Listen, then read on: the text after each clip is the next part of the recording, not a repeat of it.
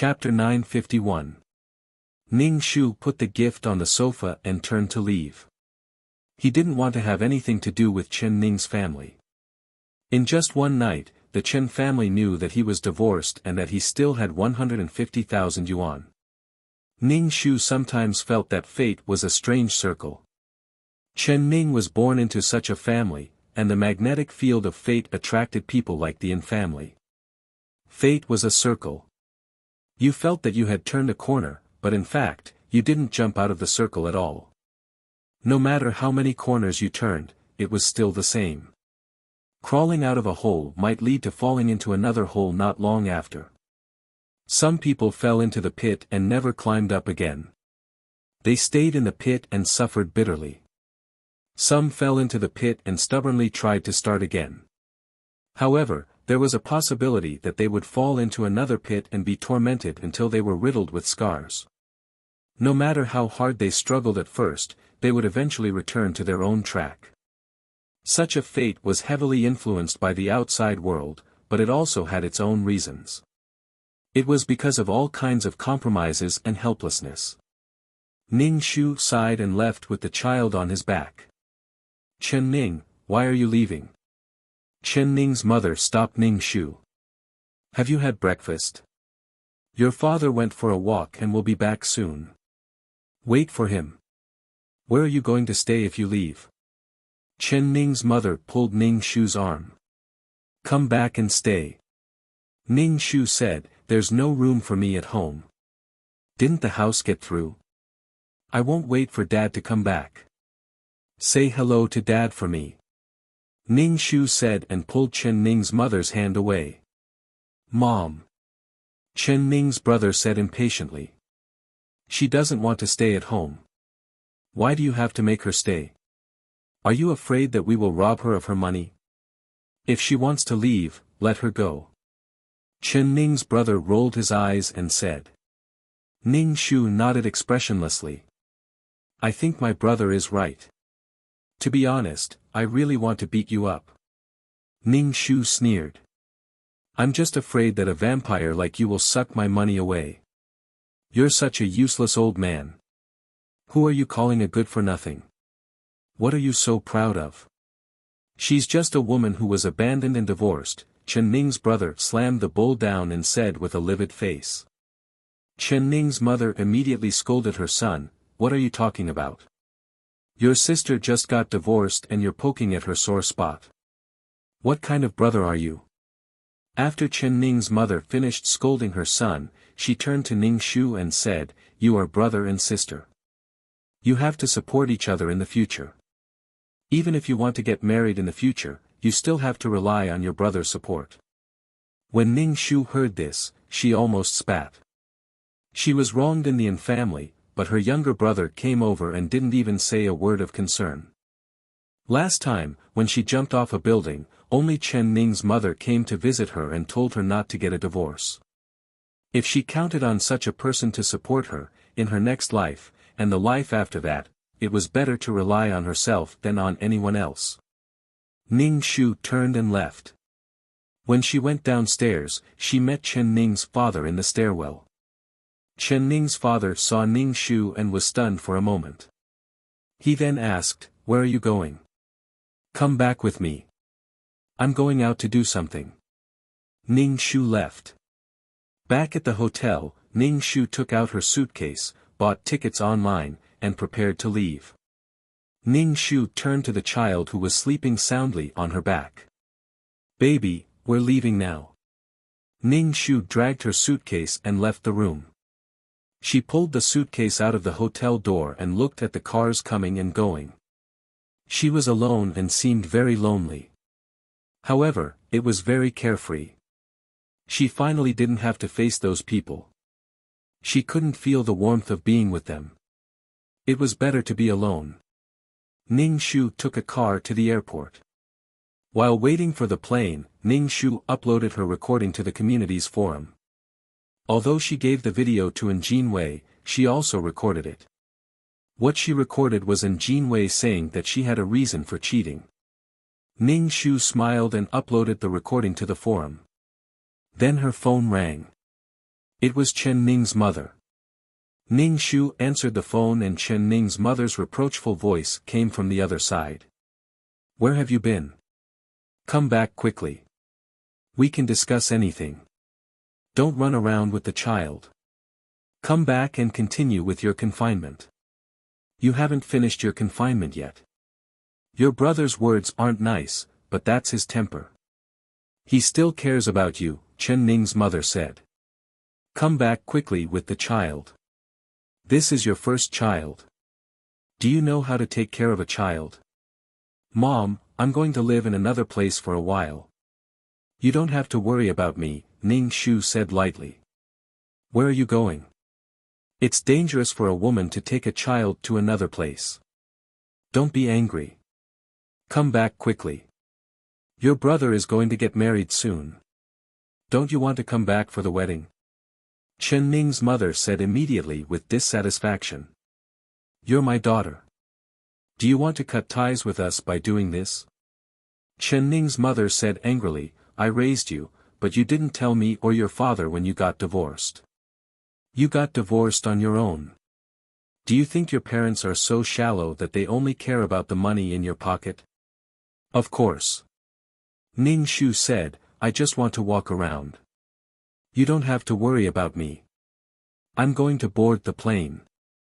I'll hang up first. Ning Shu hung up the phone, then took out the SIM card, broke it and threw it into the trash can. The airport informed them to board the plane. Ning Shu sat on the chair with the child in her arms, looking at the blue sky and white clouds outside the window. Sometimes, family is a burden. We are all living for others. Just a few years for ourselves to do what we want to do. So what if she went back to her mother's home? She still had to face endless complaints and attacks. Ning Shu looked at the child in her arms. It was white and tender. Speaking of which, how many times had she been a nanny? In the past, she was a nanny. This time, she was a real nanny and had to feed the child. Ning Shu kept looking at the sky outside the window. She let out a long sigh and let out the depression and irritation in her heart. Even if Ning Shu didn't see in Jinwei as her husband, she was still angry. What's more, Chen Ning relied on her husband. How desperate it was. Now she was finally free. Marriage was to warm and support each other. But such a cold union would only make people desperate and painful. After experiencing so many worlds, Ning Shu felt that there was nothing more practical than living on her own and living with dignity. It was better to marry well than to do well. So the question was it easier to marry well than to do well? Women still had to pay attention to their own growth. A dependent marriage would not last long. Chapter 952. A dependent marriage won't last long. Then there's another problem. If I did a good job, why should I marry you? I can take care of myself, so why should I marry you? After more than an hour's flight, they finally arrived at the city chosen by Ning Shu. The city's economy was prosperous, and there were many opportunities. More importantly, there were many universities in the city. Ning Shu carefully calculated the money she had. The money could be used for a few years. During this time, Ning Shu planned to study for a bachelor's degree. Then she would get a lawyer's certificate. After thinking about it, Ning Shu still planned to be a lawyer. If she did business, she didn't have much money in her hands, and she had a child to take care of. She would rely on 100,000 yuan to support herself until she could join the workforce. The social norms required certificates to engage in various industries. It was not like the ancient times when Ning Shu could set up a fortune-telling stall or make some Chinese medicine facial masks. Now the modern world has a lot of restrictions. She can't do these things without a certificate. Without a certificate, it is illegal. Ning Shu didn't want to be detained and fined. Ning Shu found a small hotel to live in first. She bought a SIM card and inserted it into her mobile phone. Ning Shu took the child to find a place to live and a house to settle down. The house in the city center was too expensive. Ning Shu didn't rent a house in the city center. Instead, she rented a small house with one living room and one bathroom in the suburbs. The rent was more than 1,000 yuan a month. Ning Shu was very satisfied with the house. It was good for her to live alone with her child. After signing the contract with the landlord, Ning Shu returned to the hotel and took the box to the rented room. The landlord looked at Ning Shu, a woman with a child, and couldn't help but ask, "You live alone? Where's your husband?" "I'm divorced," Ning Shu said. The landlord looked at Ning Shu with some pity in her eyes. Of course, there was a little disdain in her eyes. In this society, as long as there was a divorce, people basically thought that the woman was not good enough and the husband's family didn't want her. Ning Shu directly ignored the landlord's eyes. This kind of eyes was better than dying in the house. There was no perfect thing in the world.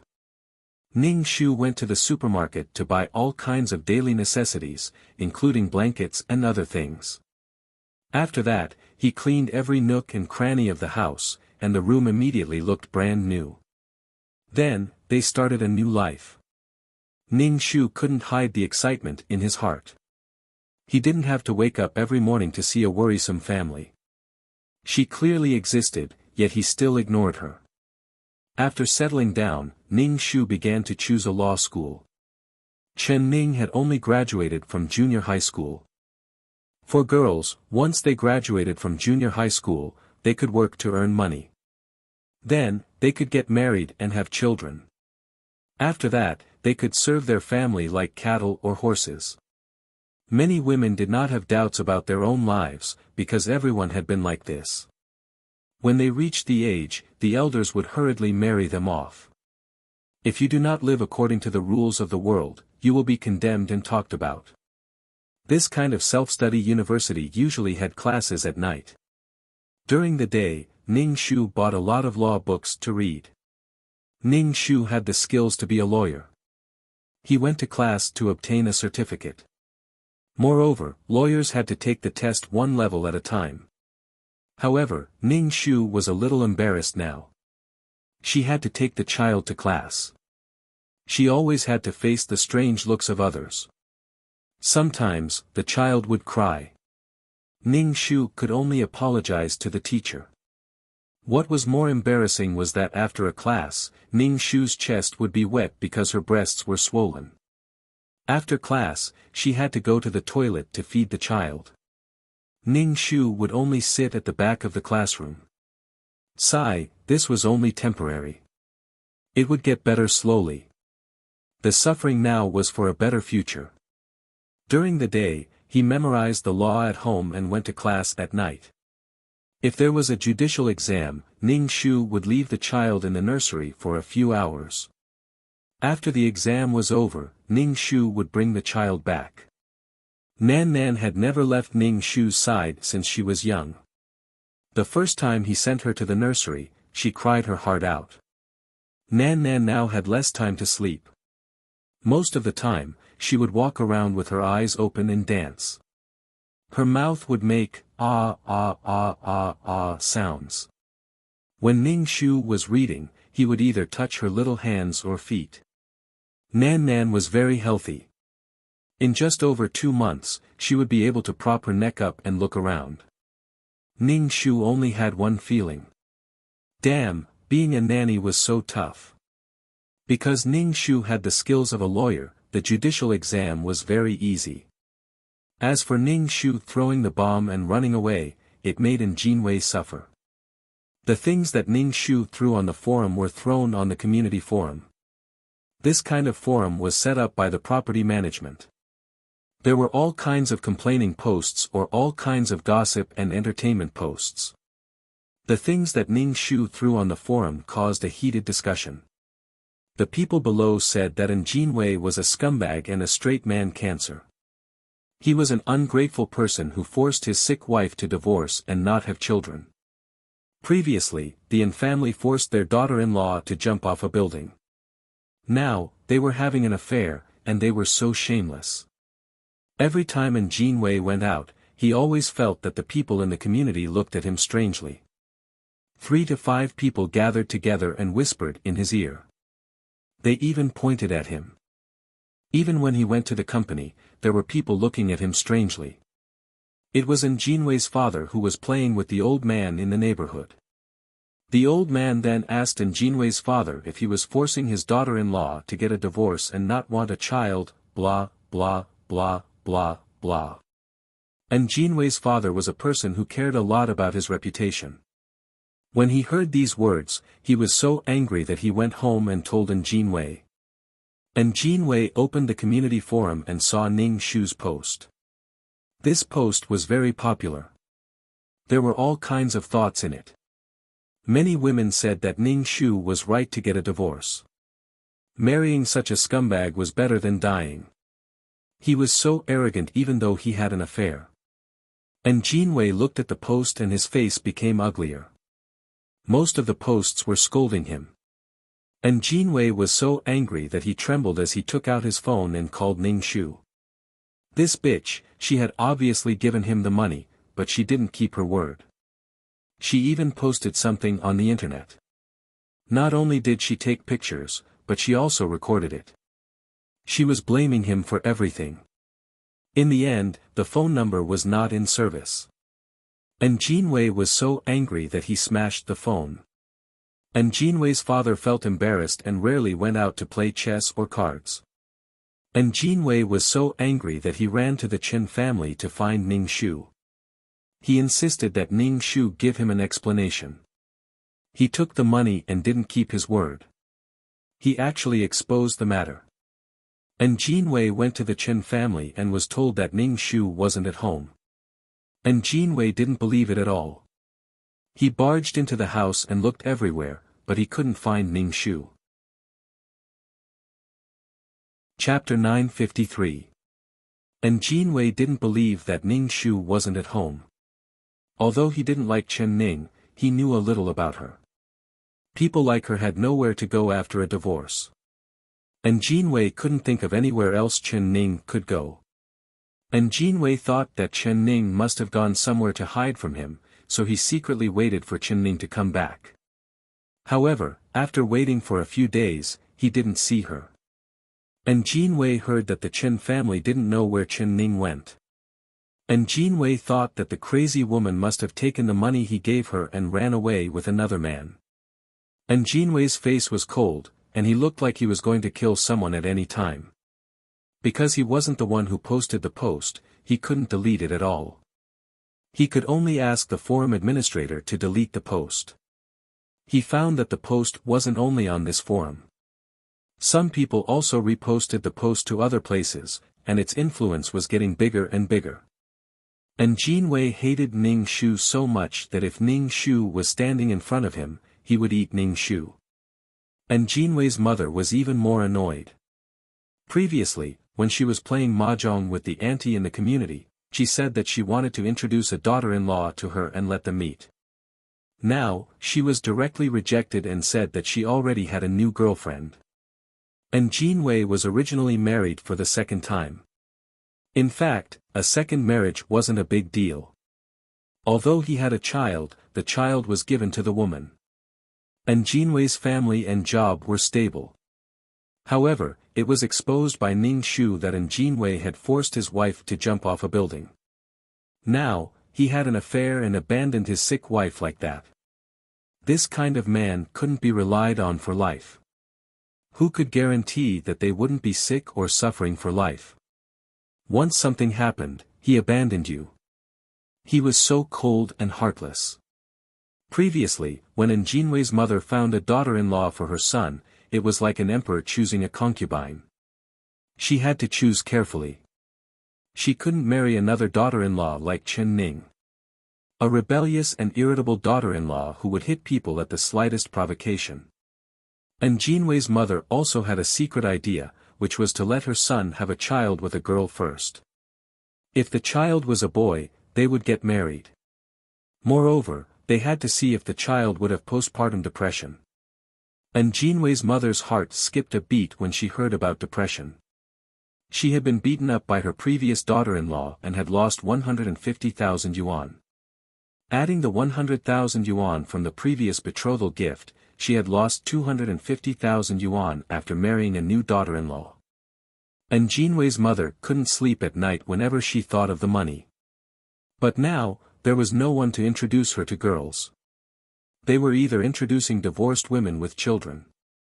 And Jinwei's mother was so angry that she almost couldn't control herself and turned the table over. And family still wanted to raise other people's children. She thought so beautifully. Was her son only worthy of marrying a woman who had married twice? And Jinwei's mother felt insulted. Moreover, these women would gather together to speak ill of her son. As long as Jinwei's mother heard the topic of her son, she would explode like a firecracker and scold them. Everyone said that Jinwei's mother was an evil mother-in-law who forced her son and daughter-in-law to divorce. Her reputation was getting worse and worse. And Jinwei's mother was so angry that she wanted to die. It was clearly that woman who was strutting around at home and did nothing all day long. How did she become an evil mother-in-law? In the face of these rumors, Jinwei's mother didn't like to go out much. The old couple stayed at home every day and looked at each other. They thought that without Chen Ning, their daughter-in-law, life in the family would be better. In the end, the atmosphere was still the same as before. And Jinwei's father was a person who cared a lot about his face. He could starve and freeze, but he couldn't lose his face. He didn't expect that he would have to bear such a thing when he was old. And Jinwei's father felt uncomfortable, so he got angry at his wife. You didn't even take care of your daughter-in-law when she was in confinement. She was fine and she got sick. You even need me to take care of her after giving birth to a girl. Didn't you tell me to take good care of her? You don't like that girl either. And Jinwei's mother retorted, feeling wronged. I said a few words to you, but you still refuted. If you had treated her a little better, she wouldn't have done such a thing. And Jinwei's father widened his eyes and said, that woman isn't a good person either. She did such a thing. She's vicious. That's right, a black-hearted person. And Jinwei's mother began to nag at Ning Shu. She kept cursing Ning Shu. Although his reputation wasn't good now, and Jinwei didn't lower his standards for a spouse at all. He had to be a good woman with a gentle and considerate personality who could treat him well. He couldn't be a bitch like Chen Ning. And Jinwei wasn't in a hurry to remarry. When he lacked women, he would find a woman online to have sex and find a woman to play with. Ning Shu didn't know about the family's matters. She had passed the judicial exam and now needed to find a law firm to be an intern and get a lawyer's license. If she wanted to be an intern, her child would be a problem. She couldn't bring her child to work, right? Therefore, once a woman got married and had children, she had to sacrifice too many things. For the sake of her family and her child, she had to sacrifice a lot. The child was still young and couldn't leave her side. However, if she didn't intern at a law firm, how could she get a lawyer's license in the future? Ning Shu sighed and began to browse the law firm situation online. Who would hire a person who brought a child to work? Sigh. However, Ning Shu saw that the boss of a law firm was actually a woman. Ning Shu felt that she could give it a try. After all, she was a woman and could empathize with some things. Ning Shu could accept a lower salary. The main reason was that she could only get a lawyer's license after becoming an intern. Ning Shu was prepared to apply for a job at this law firm. Her professional knowledge was not a problem. It was this child. Ning Shu went to the law firm to apply for an intern, but when they heard that she was going to work with a child, they rejected her without thinking. This wasn't a kindergarten. This was a place filled with professional and elite lawyers. A woman with a child turned a good law firm into a wet market. Ning Shu wasn't disappointed. Which place would accept a woman working with a child? She would only care about taking care of the child. How could she work? Ning Shu waited at the entrance of the law firm. She wanted to wait for the female boss of the law firm to talk to her. The female boss of the law firm drove a red sports car. She was dressed in beautiful clothes, had curly hair, and wore toed sunglasses.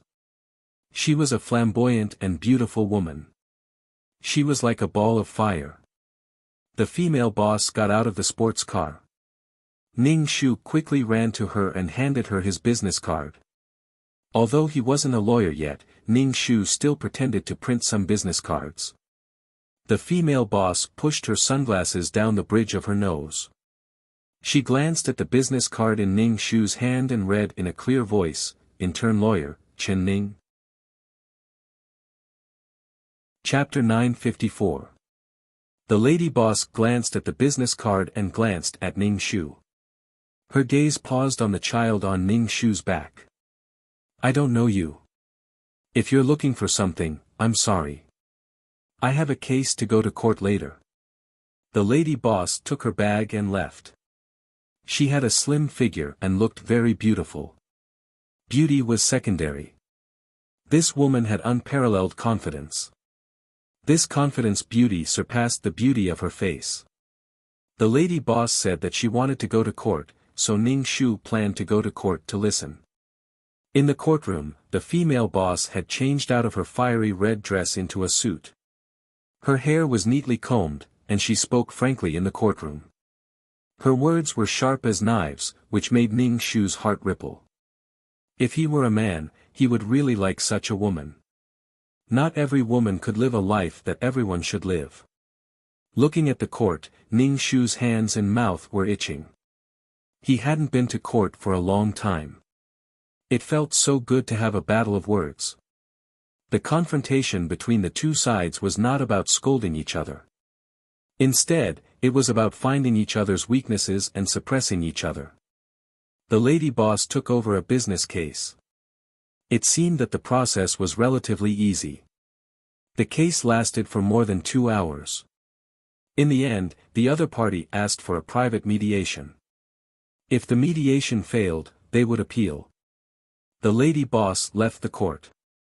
Ning Shu carried the child and quickly followed. "I'm quite thirsty. Let me treat you to coffee." The lady boss looked at Ning Shu and said. Ning Shu nodded. "Okay."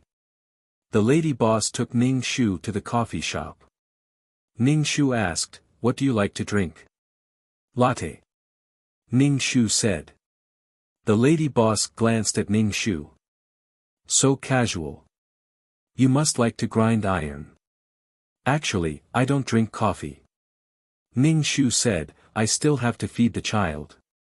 "Waiter, give me a latte and a glass of juice." "Tell me, why are you looking for me?" Ning Shu asked. Ning Shu said, "I want to apply for an internship at a law firm. I want to bring my child to work." When the coffee was served, the lady boss stirred the coffee and took a sip before saying, "Why should I hire you? You have a child. We'll talk about it when your child grows up. I'm divorced. Just take it that I'm playing the pity card.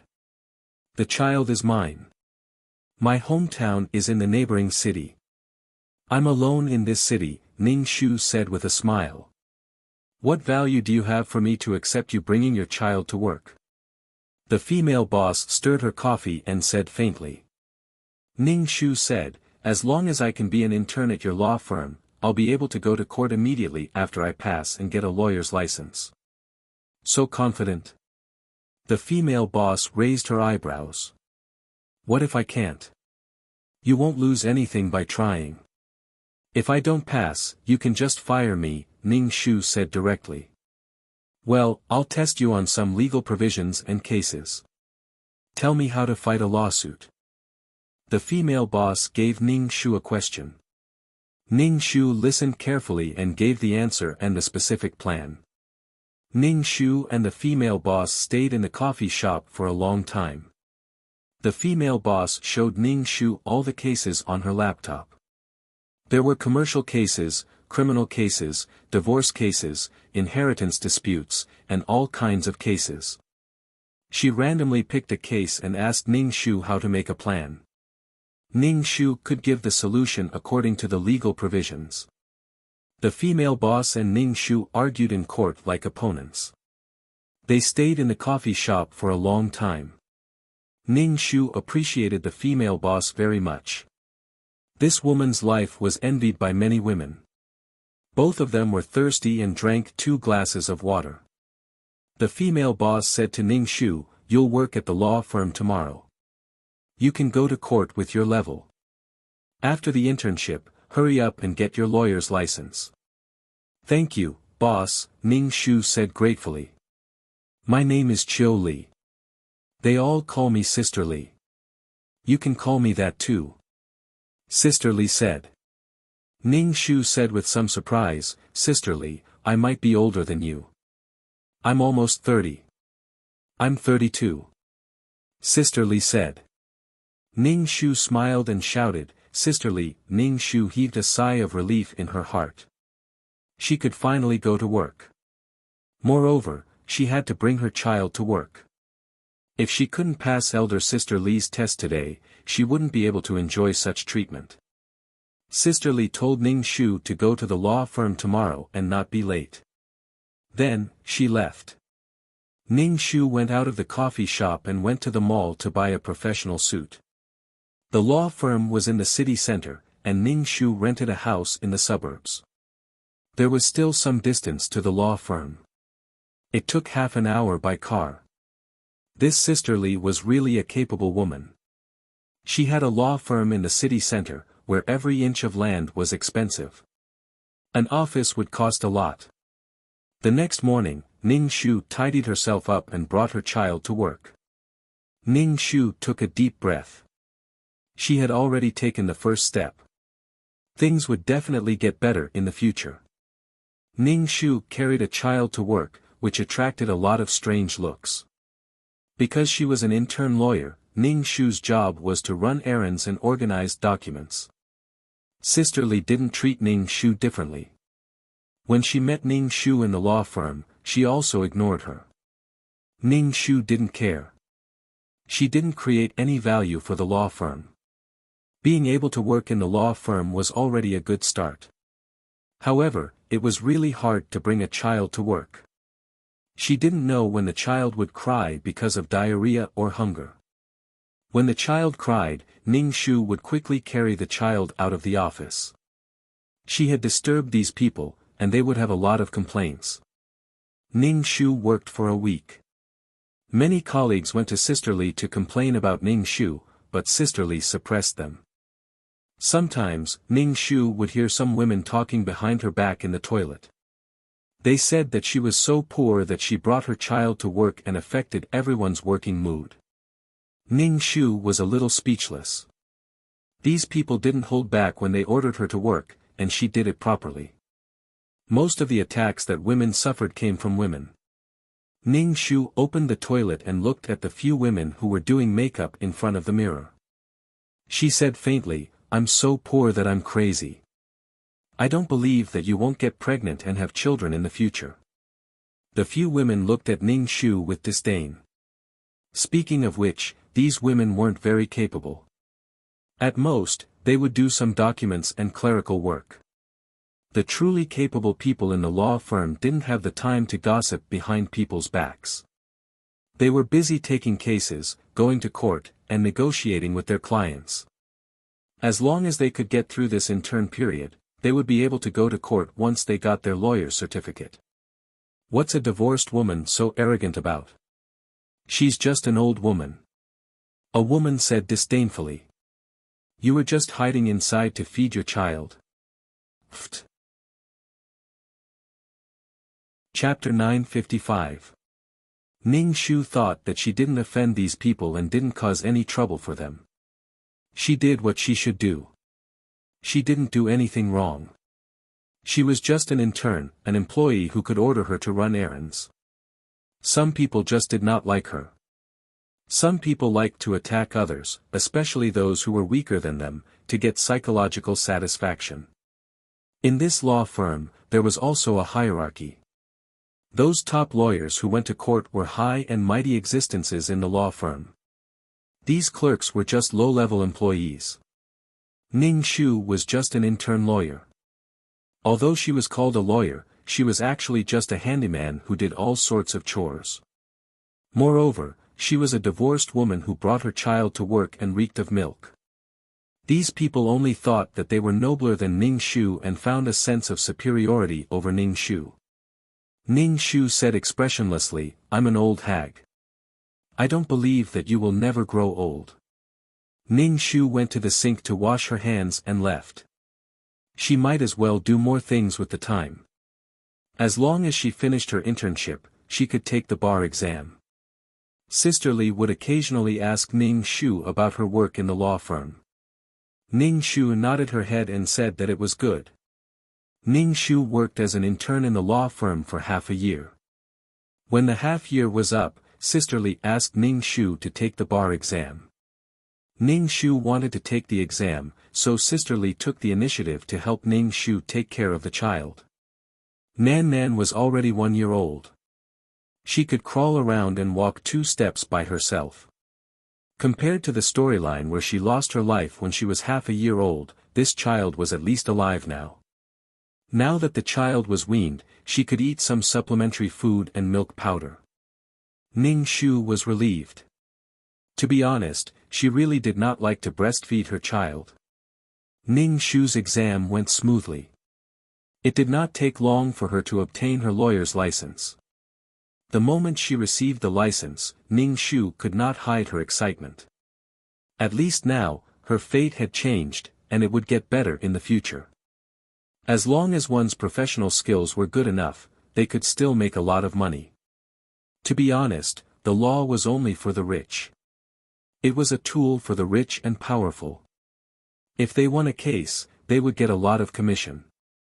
After obtaining his lawyer license, Ning Shu planned to treat Elder Sister Li to a meal. Elder Sister Li did not stand on ceremony. She was probably afraid that Ning Shu would not be able to afford it. She did not have much money to treat, so she asked Ning Shu to find a random restaurant. Ning Shu found a Chinese restaurant with a good environment. Sister Li raised her eyebrows and said, "You have the money to invite me to a place like this? The food here is not cheap." Ning Shu held the child and said with a smile, "I have to treat you to a meal. Thank you for giving me this opportunity. It's fine. My firm lacks a good lawyer." Sister Li said casually, "It must be tough to raise a child alone." "Yeah, it's pretty tough. I can only endure it like this," Ning Shu said. With a child, everything was bound. It could be said that once a woman had a child, all aspects of her career would stagnate. "It's tough being a woman," Elder Sister Li said with a sigh. Ning Shu could not help but laugh. "I actually envy you." "What's there to envy? I worry about the firm every day. To tell you the truth, I'm also divorced," Elder Sister Li said. "I always thought that you were not married," Ning Shu said with a little surprise. Elder Sister Li shook her head. "Women can't escape the fate of marriage. Before I married my ex-husband, he was the one who chased me. He said that I was a legal beauty and he liked how I looked in court. Too many women threw themselves at him. I was annoyed, and he was also tired of me. When he knew that I was a lawyer, he did not want to go against me in court. He gave me a sum of money as compensation. I used the money to open a law firm. My father is a law professor in the school, so he has some connections. That's how the firm slowly grew." "Yeah, it's not easy for anyone." Ning Shu sighed. Ning Shu asked, "Have you ever thought of remarrying?" "Pfft." Elder Sister Li's expression was quite disdainful. "My mother asked me to go on blind dates every day. Those men looked at me from head to toe and even despised me for being remarried. When they heard that I had a law firm, they said that they wanted to run the firm with me. I would rather donate the money than give it to those men." Elder Sister Li rolled her eyes. "Even if no one wants me, I won't let myself marry such a man. Damn, he's retarded." Ning Shu nodded. "Some men are quite despicable. They think that women like us have to marry them. What about you? Why did you divorce your husband? Elder sister Li asked while eating. Ning Shu said casually, I gave birth to a daughter. My in-laws favored boys over girls. In addition, I had severe postpartum depression. My in-laws did not like me, so we divorced. It's okay. It's all in the past. Work hard and raise the child well. Elder sister Li comforted Ning Shu. Ning Shu nodded, thank you, Elder sister Li. After eating, when they passed by a children's clothing store, Elder sister Li bought a set of clothes for Nan Nan. Ning Shu accepted it and thanked Elder sister Li. Elder sister Li was quite good to her. On one hand, it was because she was also a woman and could empathize with her. On the other hand, she hoped that Ning Shu could work hard in the law firm. Ning Shu did not intend to move as she was indebted to Elder sister Li for recognizing her talent. Ning Shu was a lawyer. Elder sister Li first gave Ning Shu a small case to let Ning Shu practice and slowly take on bigger cases in the future. Ning Shu gladly accepted Elder sister Li's arrangement. Although she could take on bigger cases, she still had to take it slow. These cases were all part of her experience. The more cases she won, the better.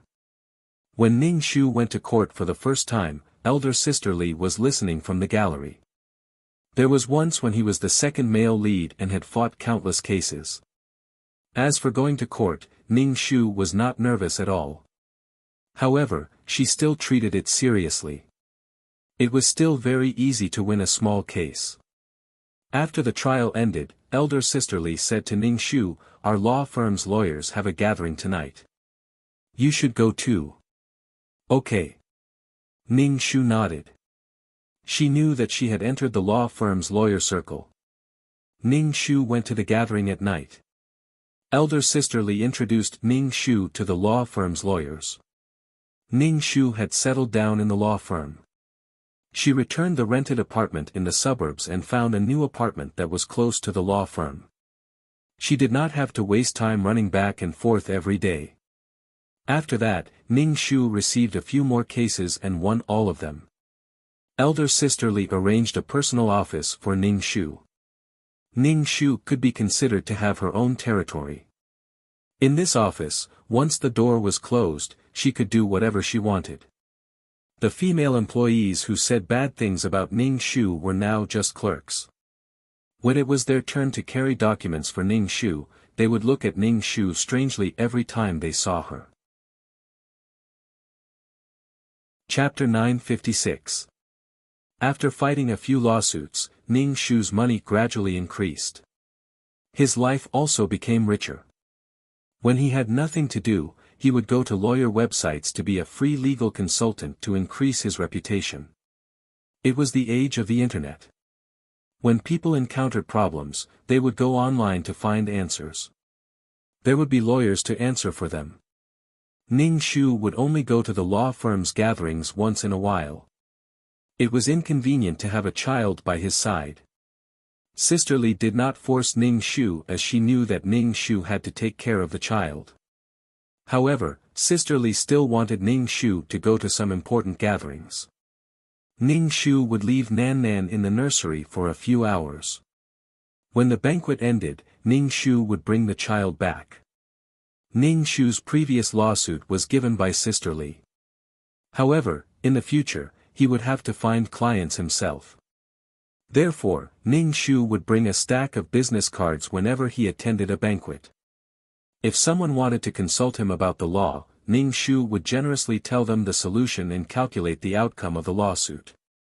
Sometimes, people would just consult him and might not give him the order. Ning Shu did not mind.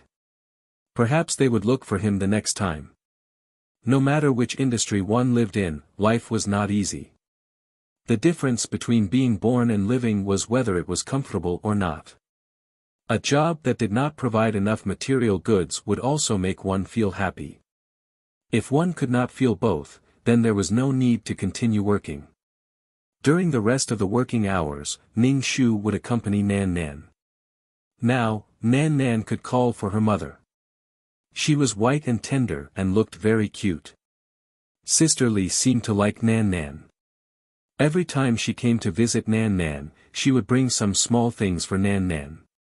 During the weekends, when there was nothing to do, Sister Li and Ning Shu would go shopping. They would rush into the mall to buy things and try on clothes one after another. If not, they would buy clothes for Nan Nan. This kind of little girl was very cute when she dressed up. Sister Li was very willing to spend money. Every time, she would buy a lot of branded items. In her words, she earned so much money to spend. Ning Shu smiled. She had also spent money on 2 sets of rather expensive clothes and bags. She now had the ability to do so. Secondly, in the legal profession, she came into contact with rich and powerful people. It was basic etiquette to dress neatly and comfortably. After shopping, the two of them went for a beauty treatment. They spent their own money and lived a comfortable life.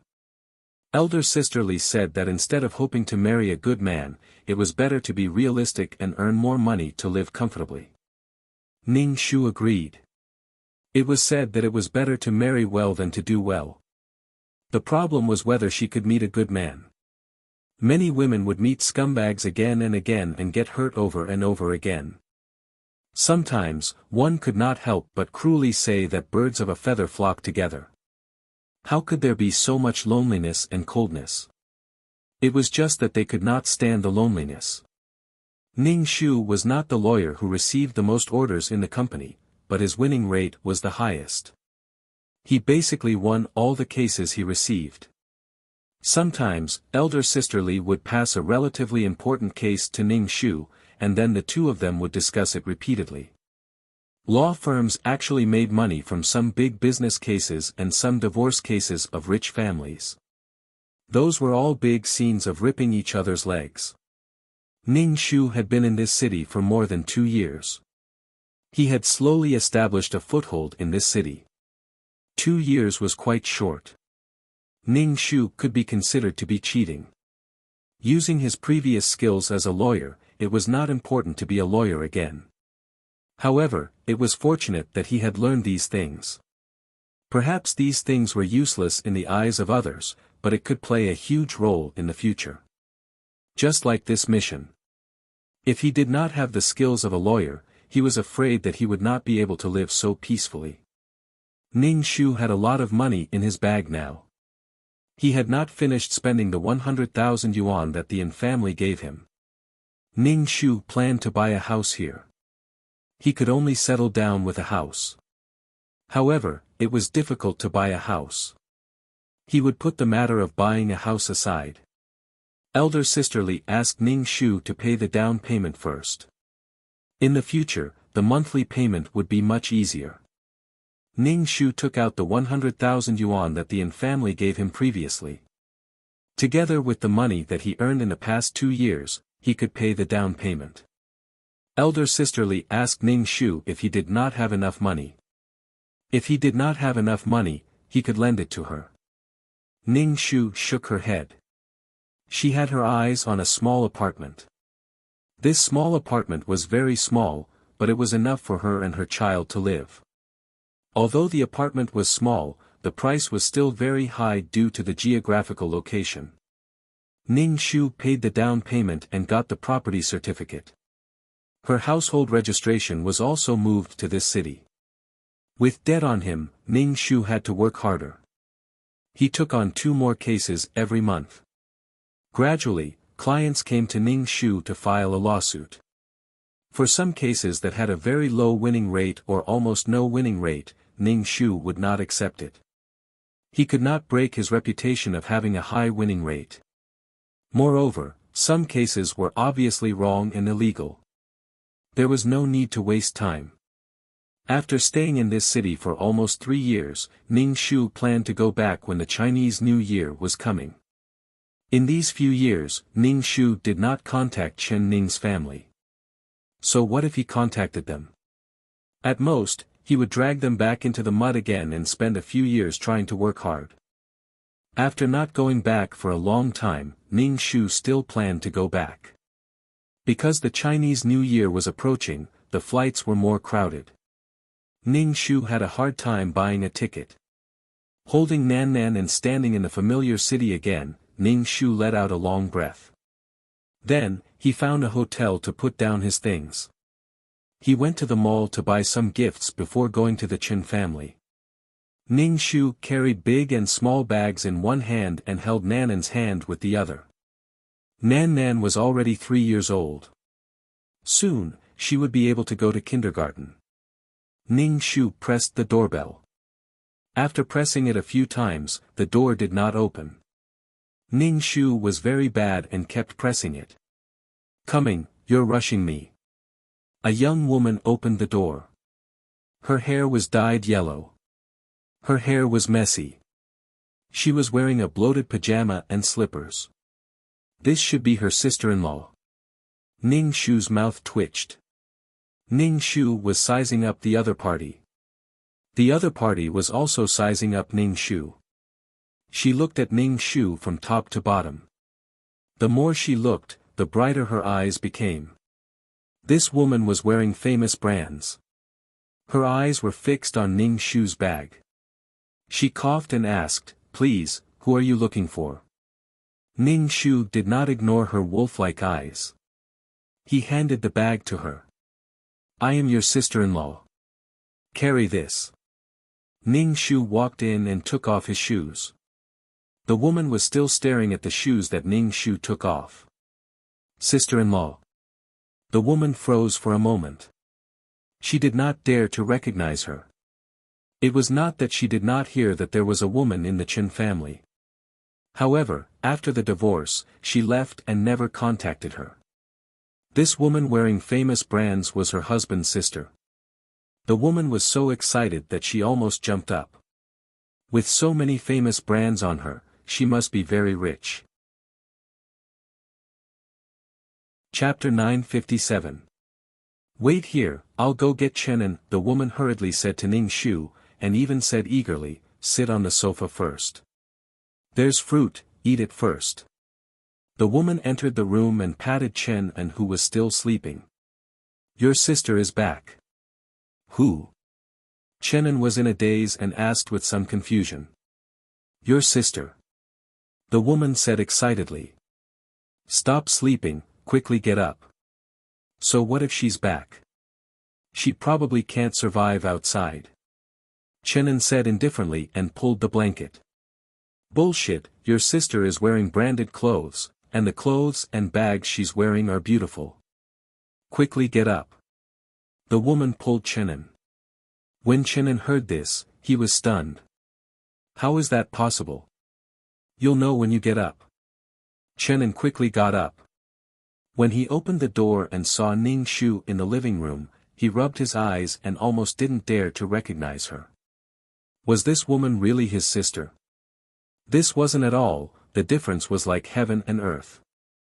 "Sister, you're back." Chenin walked over and said to Ning Shu. When he saw the child in Ning Shu's arms, he instantly exclaimed, "Nan Nan is already so big." "Nan Nan, I'm your uncle." Ning Shu grunted and asked coldly, "Where's Mom and Dad?" "Mom went to buy groceries, Dad went for a walk." Chenin said immediately. He was suppressed by Ning Shu's aura, and he seemed to be extremely reserved as he sized Ning Shu up from head to toe. "Sister, where have you been these few years? We were worried to death." Chenin said, "Why didn't you call your family?" Ning Shu couldn't be bothered to talk to him. This was how society was. Now that you're rich, your brothers and sisters would curry favor with you. If you're not capable, your brothers and sisters would despise you and step on you for no reason to show off their superiority. It was human nature to bow to the strong and step on the weak. Feelings and whatnot were really very indifferent. Ning Shu only talked to Nan Nan and did not pay any attention to the couple. His sister-in-law watched from the side and hurriedly gave Chenin a look. Chenin also had an anxious look on his face. He picked up the fruit from the fruit platter on the table and handed it to Nan Nan, saying, "Here, Nan Nan. Uncle will give you an apple." Nan Nan looked at Ning Shu, raised her head and asked doubtfully, "Mom, is he really my uncle?" What is an uncle? How come I've never seen him before? Ning Shu gently replied, your uncle is your mother's younger brother. All these years, your mother has been away from home, so it's normal that you don't know him. Nan, right? I'm your aunt. The sister-in-law immediately came over and said. Big sister, you must be thirsty. Do you want me to pour you a glass of water? Sister-in-law Ning Shu asked. Ning Shu waved his hand. Don't worry. I'll wait for Mom and Dad to come back. Ning Shu's expression was cold. If she had dressed more normally today, or if she had been more down and out, she wouldn't have been treated like this. Chenin saw that Ning Shu was very cold to him, so he looked up and down at Ning Shu and Nanin's clothes. They were all exquisitely made clothes, and each of them had a good design. Nanin's clothes and leather shoes looked good on children, and she looked like a little angel. Chenin tried to get close to Ning Shu and asked, Sis, where have you been? Nowhere. Ning Shu said indifferently, give Mom a call. I'll be back for a while, and I'll be leaving soon. Why are you leaving so soon? Why don't you stay at home for a few days? Chenin immediately said, Mom and Dad miss you. Just stay at home for a few days. Mom misses you so much that she's crying. Ning Shu didn't take these words to heart. With a mocking expression, he said, stay at home. Do I have a place to stay? You sleep with Mom. Dad will squeeze with me. Chenin said, this way, you can talk to Mom and let Nan get closer to Grandma. Ning Shu burst out laughing. He looked at his sister-in-law and said, then where will sister-in-law stay? I can't let sister-in-law sleep on the floor. His sister-in-law's face was very ugly. Her face trembled as she said, I can sleep on the sofa. Ning Shu said ambiguously, it's so cold. If you sleep on the sofa, you'll freeze to death. I've booked a room at the hotel. I won't sleep at home. Chen Ning's mother came back from grocery shopping. When she saw Ning Shu in the living room, she was stunned. Ning Shu called out to her mother. Chen Ning's mother called out uncertainly, Chen Ning. It's me, Ning Shu said. Chen Ning's mother said unhappily, why did you come back? Why didn't you contact your family? Mom. Chenin quickly stopped Chen Ning's mother from talking. He was afraid that Ning Shu would be unhappy. Sister came back and bought so many things for you. Chen Ning's mother saw her son giving her a look. She sighed and said, it's good that you're back. I'll go buy some more groceries. Grandma, buy something that big sister likes to eat, the sister-in-law said to Chen Ning's mother. Speaking of which, this is the first time I've seen big sister. Ning Shu raised his eyebrows. Did she mean to ask for a red packet? Ning Shu took the bag on the sofa and took out a red packet. He said, I didn't come back for your wedding. This is my gift money. Thank you, big sister. The sister-in-law happily put away the money. Chen An's face also showed a smile. The sister-in-law turned around and opened the red packet. Her face suddenly turned ugly. Why was there only 500 yuan? She was really a beggar. Her clothes and bag cost more than 10,000 yuan. Why was there only so little money? Chenin glanced at the money in the red packet and his face turned ugly. Ning Shu ignored the couple's ugly faces and said to Chen Ning's mother, you don't have to prepare much. Just a little will do. Don't go out to buy groceries on such a cold day, Ning Shu said. After a while, Chen Ning's father also came back. He also scolded Ning Shu, saying that Ning Shu had grown up. Probably because the red packet was too little, Chenin didn't speak up for Ning Shu this time. Ning Shu didn't say a word. He just listened to Chen Ning's father. Since you're back this time, don't run around. Settle down properly, Chen Ning's father said. Find someone to live with. Ning Shu said indifferently, I'm leaving in a few days. I'm going back to work. I don't want to find someone for the time being. Big sister, what's your job? Chen asked. Ning Shu looked at Chen indifferently. What do you think my job is? Big sister, don't tell me you.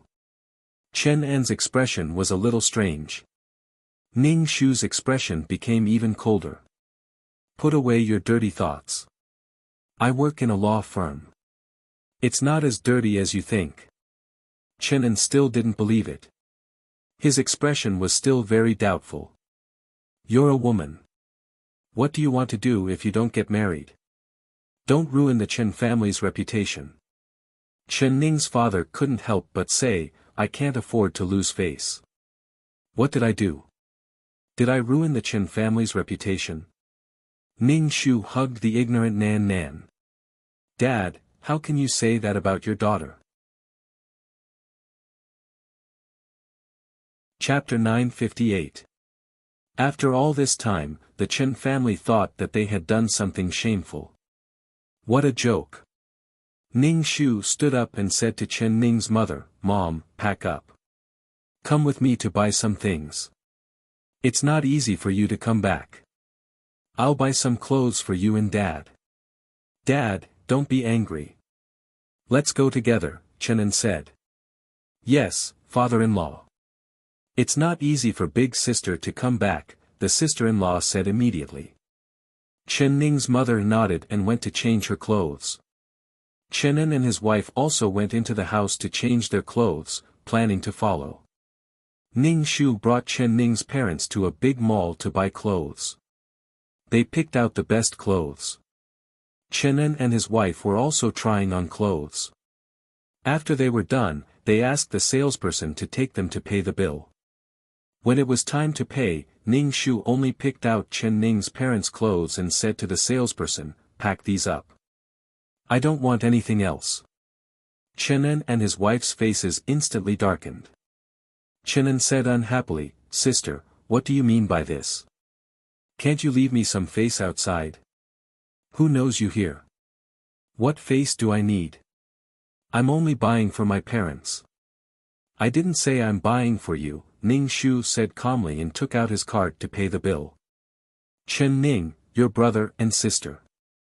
You have to support each other, Chen Ning's mother said. Ning Shu kept the card and said, Mom, I worked hard to earn this money. It didn't grow on trees. I have no obligation to support him. He's my younger brother. Why don't I see him fork out a cent for me? Chen said unhappily, if you don't want it, then don't. It doesn't matter who wants it. Chen's wife's face turned green. Her eyes were fixed on the clothes. These were all things she wanted. She didn't have the money to buy them. She thought she could get her sister-in-law to pay for them. How stingy. Ning Shu took the bag of clothes and handed it to Chen Ning's mother. I don't want my clothes.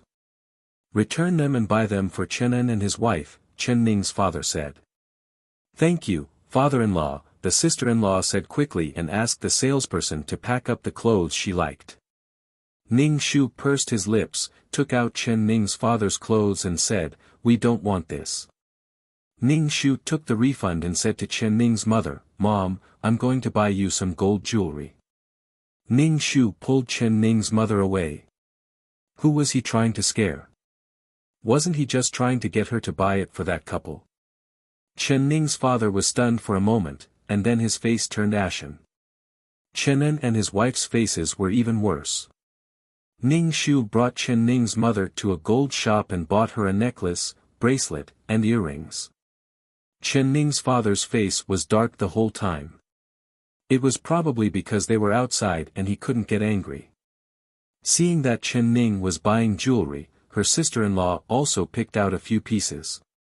Ning Shu still did not pay and only gave Chen Ning's mother money for the jewelry. Sis, why are you so petty? Chen saw that his wife's expression wasn't good, so he immediately shouted at Ning Shu. Ning Shu lightly said, I don't owe you anything. Ning Shu also bought a big gold ring for Chen Ning's father. It was probably made of gold. Chen Ning's father didn't refuse this time. The family walked around the mall. There were many branded stores in the mall. Ning Shu's sister-in-law kept trying to pull Ning Shu into a branded store. The main reason was that she was very happy to see Ning Shu pay. With a swipe of the card, thousands of dollars were gone. With another swipe, so much money was gone. What the sister-in-law wanted most was a bag, a branded bag. Women had a stubborn obsession with bags. Wasn't there a saying that a bag could cure all diseases? Ning Shu directly ignored this sister-in-law. Sometimes, it was true that birds of a feather flock together. This sister-in-law was exactly the same as her freeloading younger brother. She heard that her younger brother didn't have a job. Basically, he didn't last long in any job. He was either fired or felt that his job wasn't good enough and left on his own. He felt that there was no place for him to stay. He was a freeloader. Her sister-in-law didn't work either. The whole family was counting on Chen Ning's father for a little retirement income. Even so, Chen Ning's father was still biased towards his son. He felt that his son could support him in his old age. For such a person, supporting him in old age was simply a joke. Ning Shu bought clothes for the old couple, as well as things like quilts and sheets. Ning Shu planned to go back to the hotel after leaving the mall. She was an outsider in this family. Anyway, whatever she did was wrong. However, she didn't expect that enemies would meet on a narrow road. She met in Jinwei. A woman was holding in Jinwei's arm, and the two were talking and laughing. And Jinwei was stunned when he saw the Chen family. He was about to leave when he saw Ning Shu holding a child. And Jinwei stared at Ning Shu for a long time. He felt that this woman was Chen Ning, but he didn't dare to recognize her because the current Chen Ning was very different from Ning Shu. Her temperament was outstanding. She was a completely different person from the Chen Ning who didn't have much of a presence before. And Jinwei was very worried. Looking at this woman, he guessed that she was doing well. A man could abandon a woman. If a woman was miserable and thought of him, begging him not to leave her, the man would feel very good. However, a woman who he didn't want was doing well after leaving him. She was even better than when she was with him. It was a little embarrassing and hurt his self-esteem. And Jinwei felt very unhappy. At the same time, he was a little shocked. How did this woman suddenly become so beautiful? The clothes she wore were quite elegant. And Jinwei's heart skipped a beat. However, he immediately remembered what this crazy woman had done. She had made him a scumbag. Until now, he couldn't call her his wife. And Jinwei was furious. He strode over to Ning Shu. With a black face, he shouted at Ning Shu, "Chen Ning, look at what you've done. I gave you 150,000 yuan, but you still put the recording on the forum." Ning Shu lightly said, "I said that if you gave me 200,000 yuan, I would give you everything. However, I only gave you 150,000 yuan. I'm not satisfied with the price of 150,000 yuan. 150,000 yuan is only enough to buy the video. You." And Jinwei was flustered and exasperated. He thought that this woman would panic and refute, but he didn't expect her to be so calm. Her gaze made him very unhappy. It was so calm and so disdainful. "I won't let you off." And Jinwei's gaze focused on Nanan's face. Nan was a little afraid as she hugged Ning Shu's arm. "This girl is my and family's blood. I want the child back." And Jinwei threatened. He felt that using the child would definitely make Ning Shu compromise. Ning Shu couldn't be bothered to look at Jinwei anymore. And Jinwei was now a little chubby. He wasn't as skinny and tall as he used to be. He looked uglier than before. "Is your brain made of tofu? I am Nanan's guardian. Please study a little." Ning Shu shook his head and said to the Chen family, "Let's go. You're so famous now. You must be a mistress for a rich person. Or you must be a prostitute. What are you pretending to be?" Chapter 959. And Jinwei tried his best to break the calmness on Ning Shu's face. He even slandered Ning Shu as a mistress. And Jinwei said from behind Ning Shu, "Do you know why I didn't want you back then? You're a woman who doesn't know how to behave." This was a shopping mall, and there were people coming and going all around.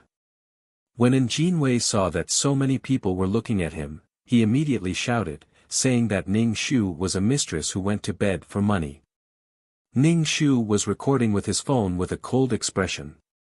And Jinwei's words made the Chen family's face turn ugly. Chen An's wife pulled Chen An to the side to avoid being implicated. Chen Ning's father was livid and stood to the side. This daughter of his really embarrassed him. It was bad enough that she had a child after divorce, but now she was being accused of being indecent. Chen Ning's father was already dissatisfied with the clothes incident. Now that something like this happened and people were pointing at him, Chen Ning's father was even more dissatisfied with Ning Shu. And Jinwei saw that there were more and more people around and he became more and more excited. He turned his head proudly and saw that Ning Shu was recording again. His heart trembled. The last time he was recorded, he lost 150,000 yuan. Now he was recording again. And Jinwei immediately shut his mouth and ran over to Ning Shu's phone. Ning Shu put the phone away. Ning Shu shook his head speechlessly. "Haven't you learned your lesson from last time? Chen Ning, give it to me." And Jinwei roared at Ning Shu, scaring Nan Nan who was beside him. She hid behind Ning Shu. "Don't worry, I'll definitely give it to you." Ning Shu's expression became fierce. "Wait for my lawyer's letter." "What do you mean?" And Jinwei had a bad feeling in his heart, but he still held on. "Who are you trying to scare? You're still looking for your mistress to deal with me. Let me tell you, I'm not afraid of anyone." Ning Shu's expression was cold. "Do you still need others to deal with you? I can deal with you with one finger." Ning Shu turned to Chen Ning's mother and said, "I'm leaving." Ning Shu picked up Nan Nan, glanced at the Chen family members, and sneered. This was what Mother Chen meant by mutual support. When she was slandered and bullied by others, no one in the Chen family stood up for her. She was probably blaming her for embarrassing herself in her heart. What mutual support? It was just an excuse to take money from her and make her contribute. Feelings were mutual. How could there be such a good thing to ask someone to contribute unilaterally? Sometimes, even family members were unreliable. Women had to pin their hopes on a man to love them and treat them well. They longed for an illusory good man. Ning Shu carried Nan Nan and left. And Jinwei ignored the woman who came with him and chased after Ning Shu. He grabbed Ning Shu's arm. "What do you mean? Give me the video. I won't be as stupid as before. I'll give you the money." Ning Shu shook off Jinwei's hand. "Don't touch me. Let me tell you, this time you're not willing to pay, I'll make you pay. Just you wait." Ning Shu hailed a car and left. He turned around and saw Jinwei standing on the side of the road. His face was simply unbearable to look at. Ning Shu sneered. "I'll make sure you don't dare to provoke me again." Ning Shu directly appealed, accusing Jinwei of slander. And Jinwei deliberately fabricated and spread fictitious facts, belittled others' character, and destroyed others' reputation. Ning Shu was familiar with the various appeals process. He used the fastest speed to settle this matter. Soon, the court summons arrived at the Yin family. When Jinwei saw the court summons, he was almost dumbfounded. Seeing that the plaintiff was Chen Ning, Jinwei was furious. He just casually said a few words and this woman sued him. She was making a mountain out of a molehill. Jinwei's father put on his presbyopic glasses and looked at the court summons. He saw Chen Ning's name. Why did this woman appear again? I met her in the mall before. I just said a few words and she recorded it again. Jinwei brushed his hair. And Jinwei's father immediately took off his presbyopic glasses and threw it at Jinwei. And Jinwei was hit in the face and couldn't help but cover his face. Why did you still provoke this woman? Now you're being sued in court. And Jinwei's father couldn't help but say. During this period of time, this matter is finally being forgotten. Now you're going to court again. And Jinwei's father was so angry that his face turned green. Very few people were willing to go to court. It was better to have less trouble and settle it privately. But now that the court summons had arrived, the chances of settling it privately were not high. Call her and settle it privately. And Jinwei's father said tiredly. After this matter, you should hurry up and get a wife and live a good life. You're getting more and more outrageous. And Jinwei wanted to tear Ning Shu apart, but he didn't know Ning Shu's phone number. When he went to the Chen family to find Ning Shu, he was told that he didn't go home at all and was staying in a hotel. The Chen family didn't know where Ning Shu lived. And Jinwei couldn't find Ning Shu and had no way to settle it privately. He could only wait for the court session. It was time for the court session. Even if the Yin family didn't want to go to court, they had no choice. The Yin family of three waited at the entrance of the court. The Yin family's old couple had aged a lot in the past 2 or 3 years. The unforeseen event had damaged the Yin family's vitality. It felt like they had hurt their roots. There was always a feeling of desolation. Ning Shu took a car to the entrance of the court. She was wearing a neat office lady's suit and black high heels. Her hair was neatly combed, and her face was covered with light makeup. She looked very good. She looked sharp and professional. Ning Shu walked in her high heels and walked in front of the Yin family. And Jinwei looked at Ning Shu in a daze. Ning Shu smiled. I'm a lawyer. As for the mistress you mentioned, you said it was a sex worker. How did you become a lawyer? And Jinwei really couldn't imagine that a professional and serious profession like a lawyer would be related to a crazy woman. Chen Ning, you bitch, why do you have to stick to my son? And Jinwei's mother pointed at Ning Shu and scolded. Ning Shu said lightly, at the entrance of the court, watch your words. Your son stood in the dock today and spoke nonsense. You. And Jinwei's mother pointed at Ning Shu, but didn't dare to say anything. And Jinwei looked at Ning Shu and said, let's settle it privately. How much do you want? Ning Shu said with a smile, I don't want money now. You speak ill of me as soon as you open your mouth. I want you to not dare to speak nonsense when you see me in the future. Chen Ning, leave a line for when you do things. I want to see you in the future. And Jinwei's father said with a sullen face. Ning Shu narrowed her eyes. See you in the future. When your son saw me, he slandered me as a mistress and a prostitute. This is what you mean by see you in the future. If I compromise a little, will this pot of shit be put on my head? Chapter 960. And Jinwei's case couldn't be more simple. If there was evidence, there was evidence. If there was a basis, there was a basis. Any case that Ning Shu casually fought in a law firm was more complicated than this. And Jinwei looked at Ning Shu, who was dressed in a suit. His face was ashen, but his eyes were shining. He kept staring at Ning Shu. Ning Shu asked the defendant to compensate him for the damage to his reputation and mental damage of 50,000 yuan. The old couple from the Yin family almost jumped up when they heard the price of 50,000 yuan. And Jinwei pursed his lips. No one knew what he was thinking. He actually agreed to pay 50,000 yuan. And Jinwei's mother almost fainted. The lawsuit quickly ended. Outside the court, Ning Shu said to Jinwei, this is my bank account number. Transfer the money to me. Chen Ning. And Jinwei called out to Ning Shu. With a gentle face, he asked, is Nan Nan okay? You're in a lawsuit while she's alone at home. Ning Shu looked at Jinwei, what does it have to do with you? How is it none of my business? I'm also Nanan's father. And Jin Wei hurriedly said.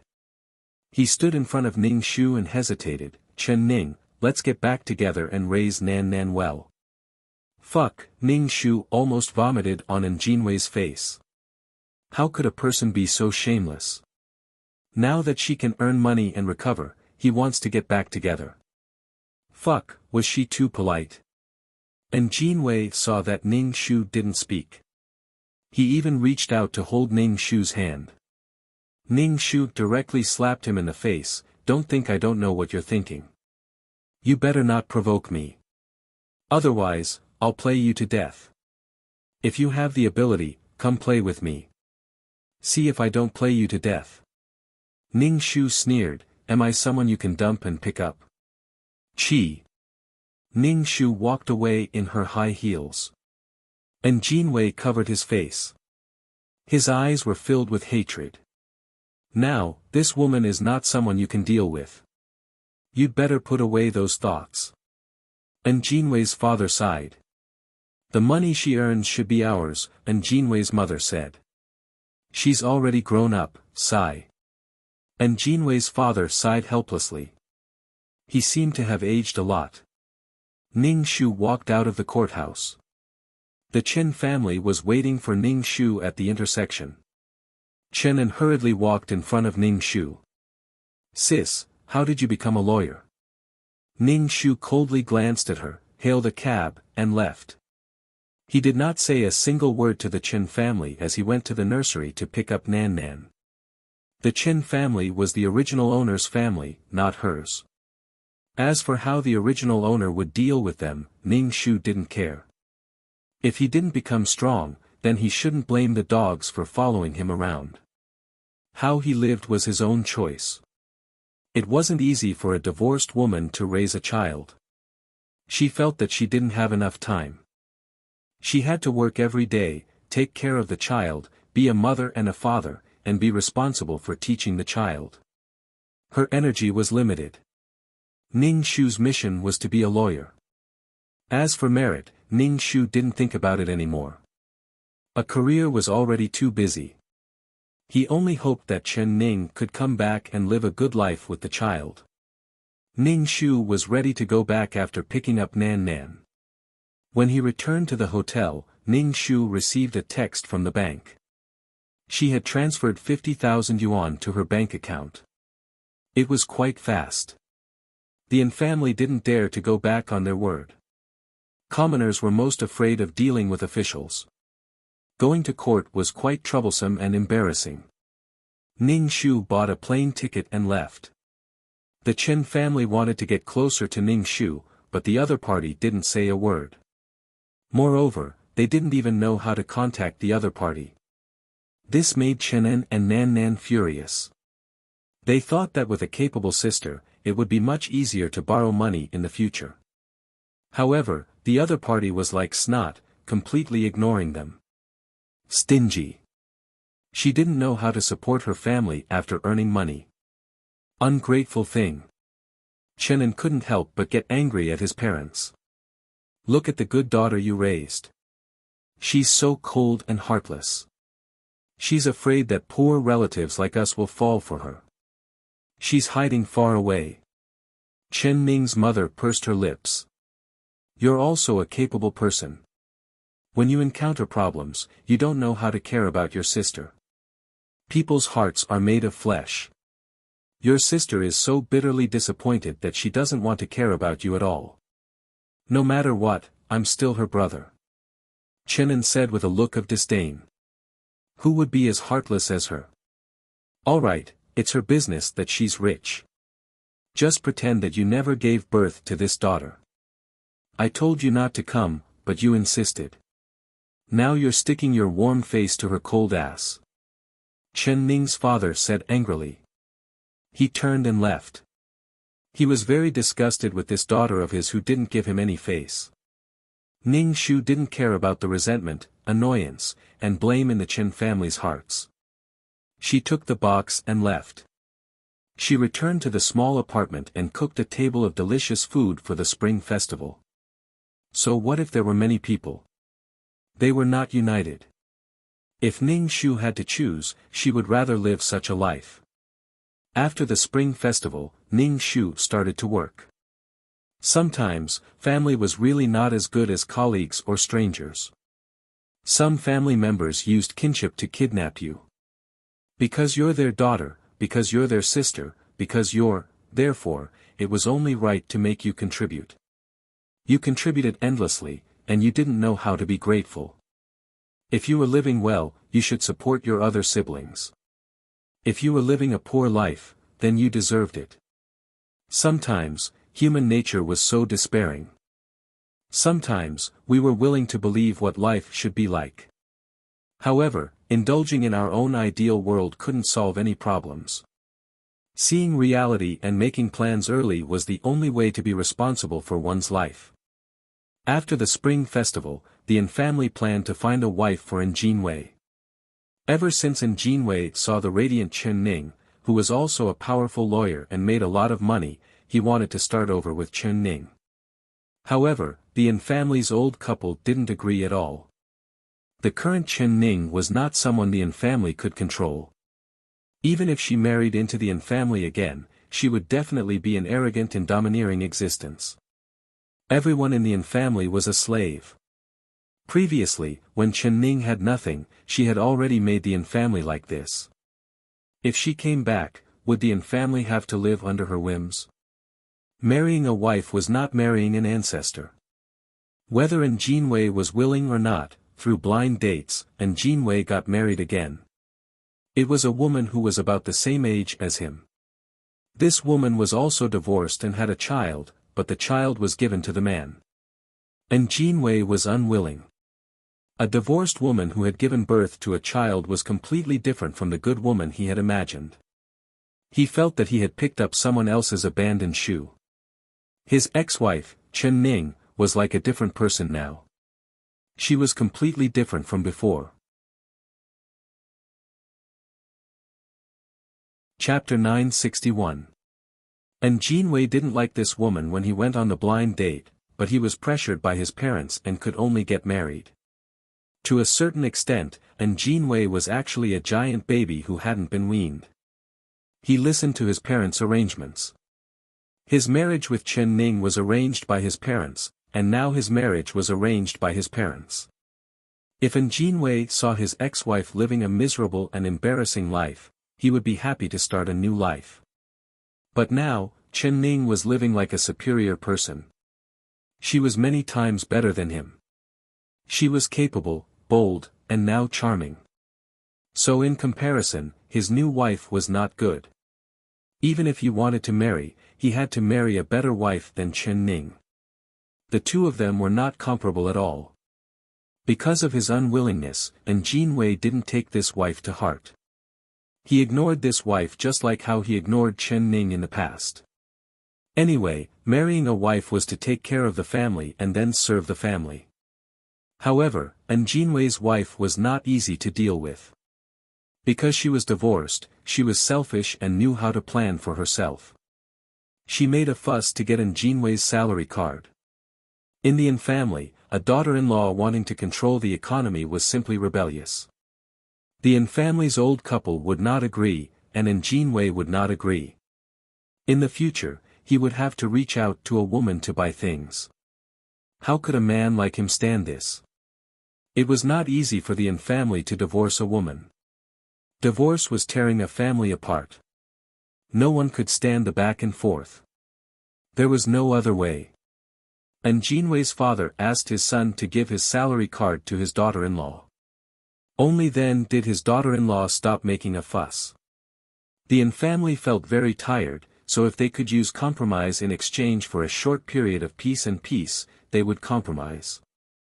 Now, An Jinwei was already in his 30s, but he didn't even have a child.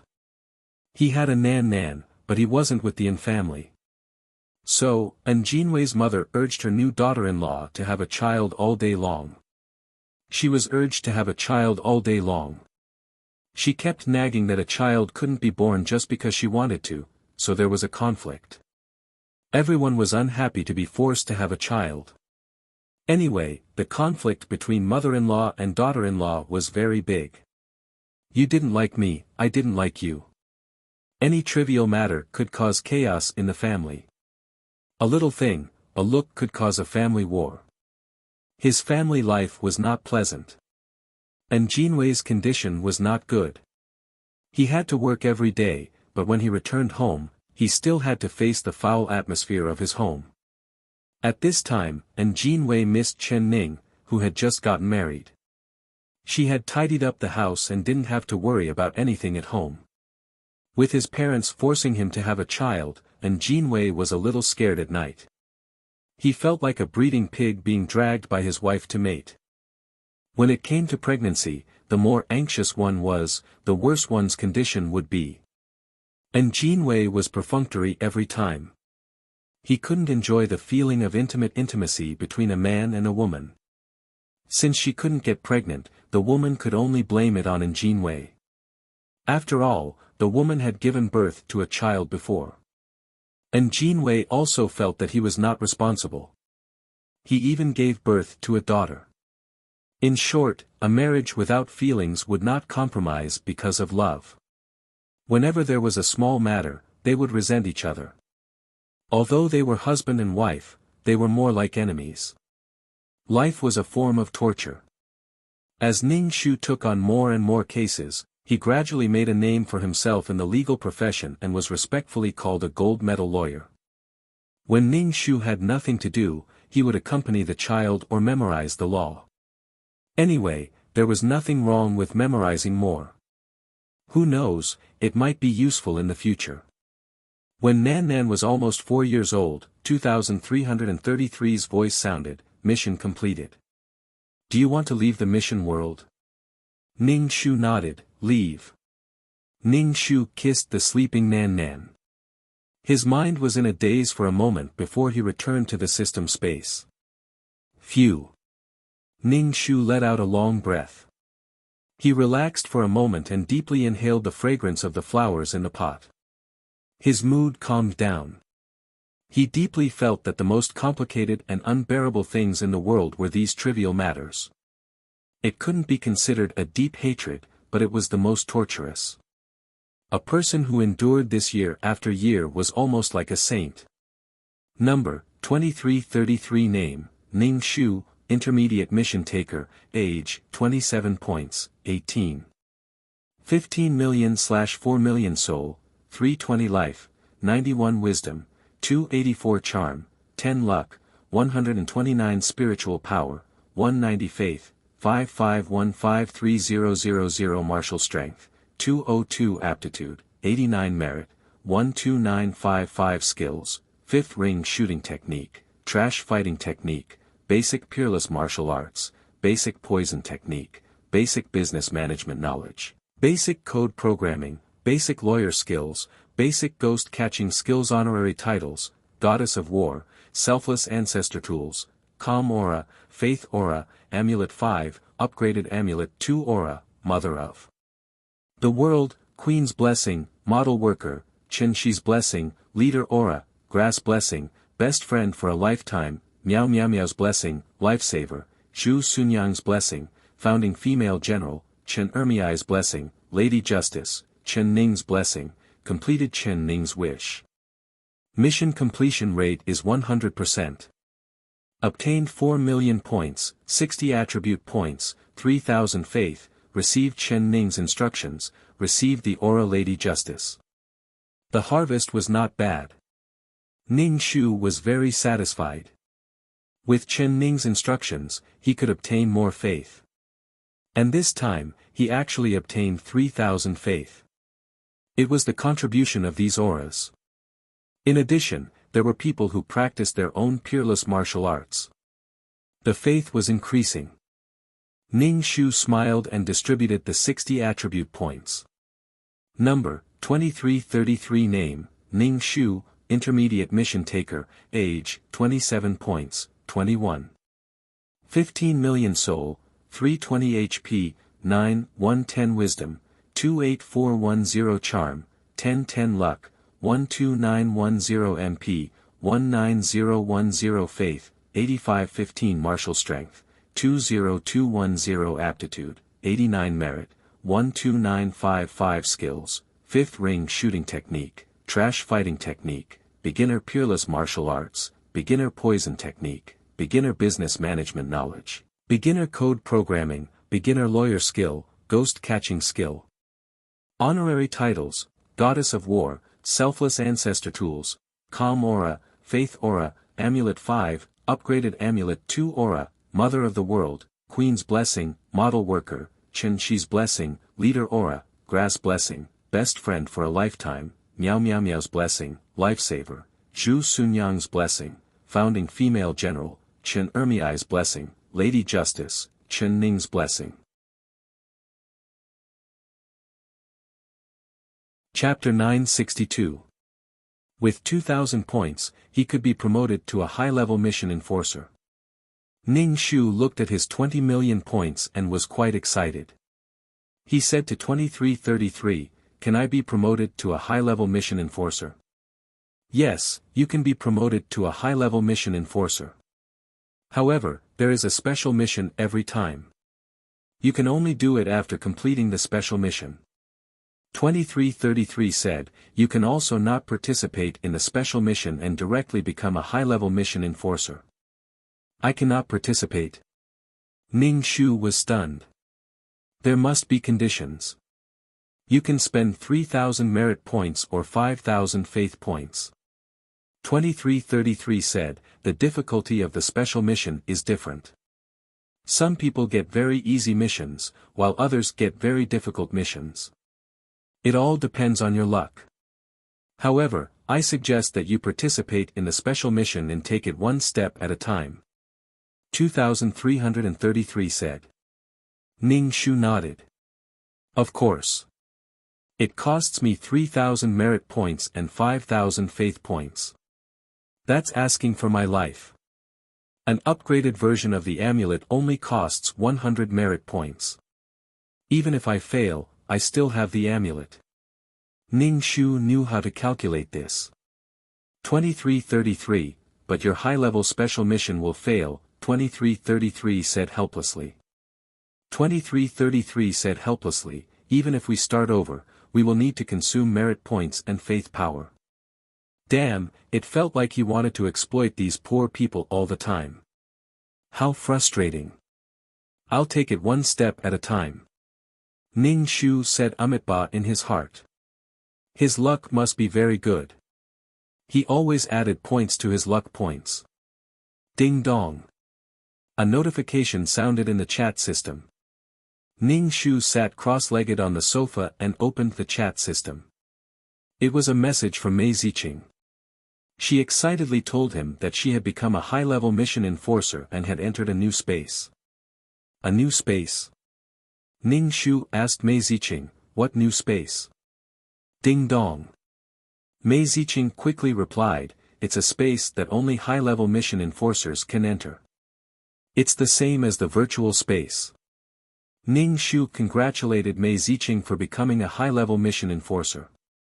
He opened the system store and spent a few faith points to exchange for some gifts for Mei Ziqing. Mei Ziqing was the only person who could talk to Ning Shu since he started doing missions. "Why are you spending so much money? You don't have to buy anything for me. Save your merit and power of faith to become a super mission giver," Mei Ziqing said as he tried to return the items to Ning Shu. "Don't. Congratulations. This is my gift to you. I won't be happy if you return it." Ning Shu asked again, "Only super mission enforcers can enter this space. Are there a lot of treasures inside? Is there a world's origin? Maybe. I'll keep an eye out for you." Mei Ziqing sent a message over. After chatting with Mei Ziqing for a while, Ning Shu turned off the chat and asked 2333, "Are there any other spaces other than the virtual space?" Of course, the virtual space has the most number of mission enforcers, and it's also the lowest level. Other than the space that can only be entered by super mission enforcers, there are other spaces above, and even fewer people can enter them. There's also a space for the strongest to enter. It's like a pyramid. There are layers and layers of selection. The number of people standing at the top is the least. Otherwise, how can it show the superiority of the strong? 2333 said. Ning Shu.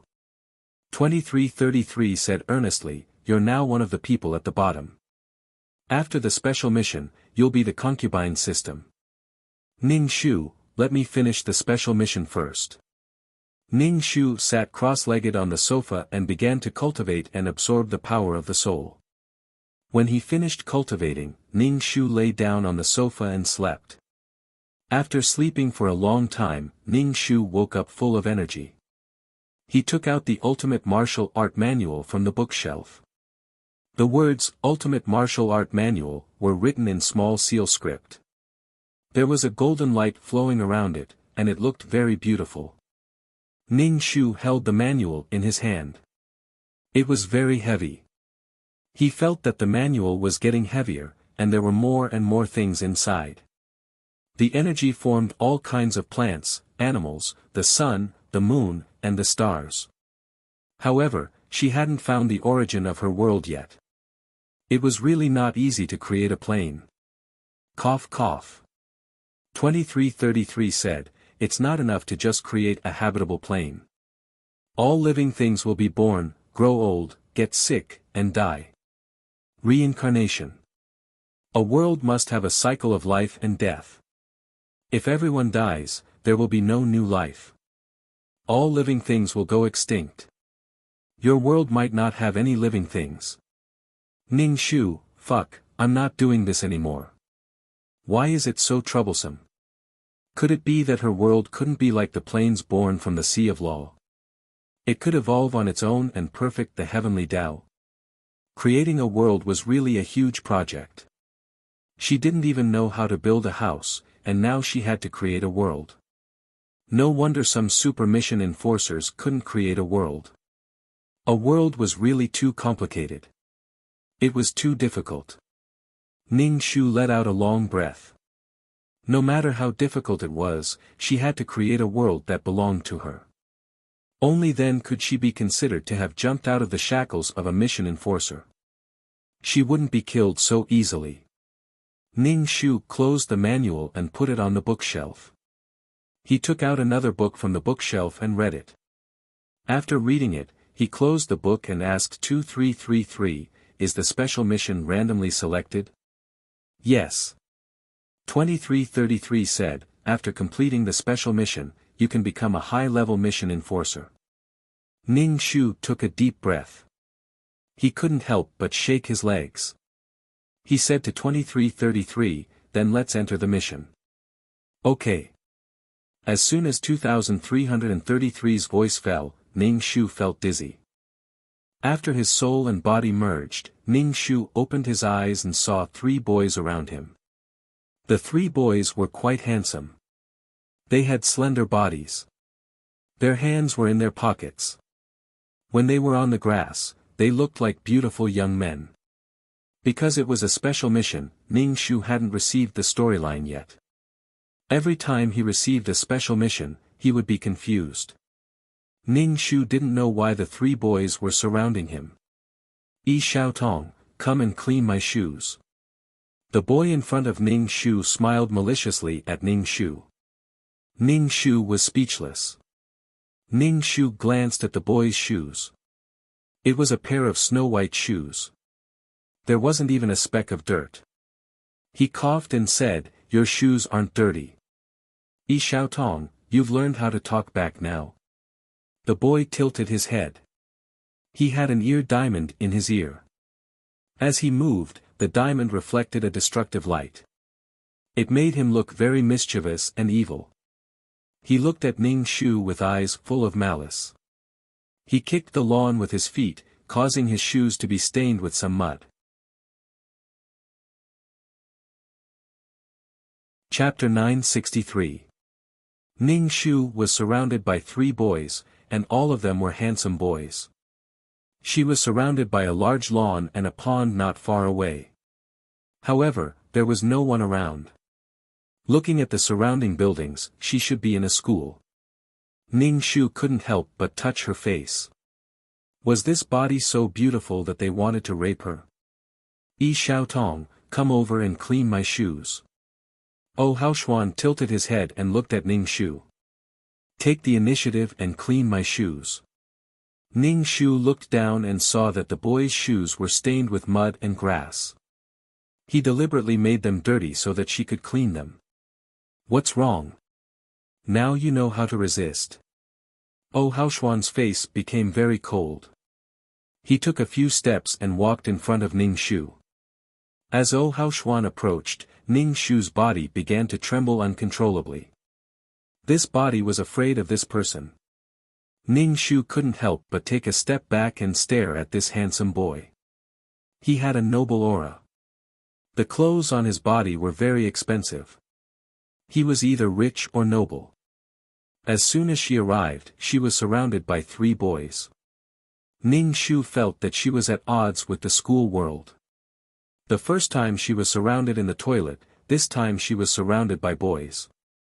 They all had bad intentions. Ning Shu hadn't accepted the storyline. The most important thing for the trial mission was to stay alive and wait for 2333 to tell her to leave this world. Haoshuan, why are you talking nonsense with her? If she doesn't listen to you, beat her until she does, the boy on Ning Shu's left said rudely. He crossed his arms and looked at Ning Shu. Damn, these naughty kids. Ning Shu turned and ran. As if they had expected Ning Shu to do this, Ning Shu was stopped by 2 boys. Ning Shu used a strong palm and pushed the 2 boys over. When the 2 boys were pushed to the ground by Ning Shu, they were stunned. Obviously, they didn't expect Ning Shu to have the guts to do such a thing. His handsome face was contorted as if he had been offended. Ning Shu ran off without looking back. He needed to find a place to receive the plot.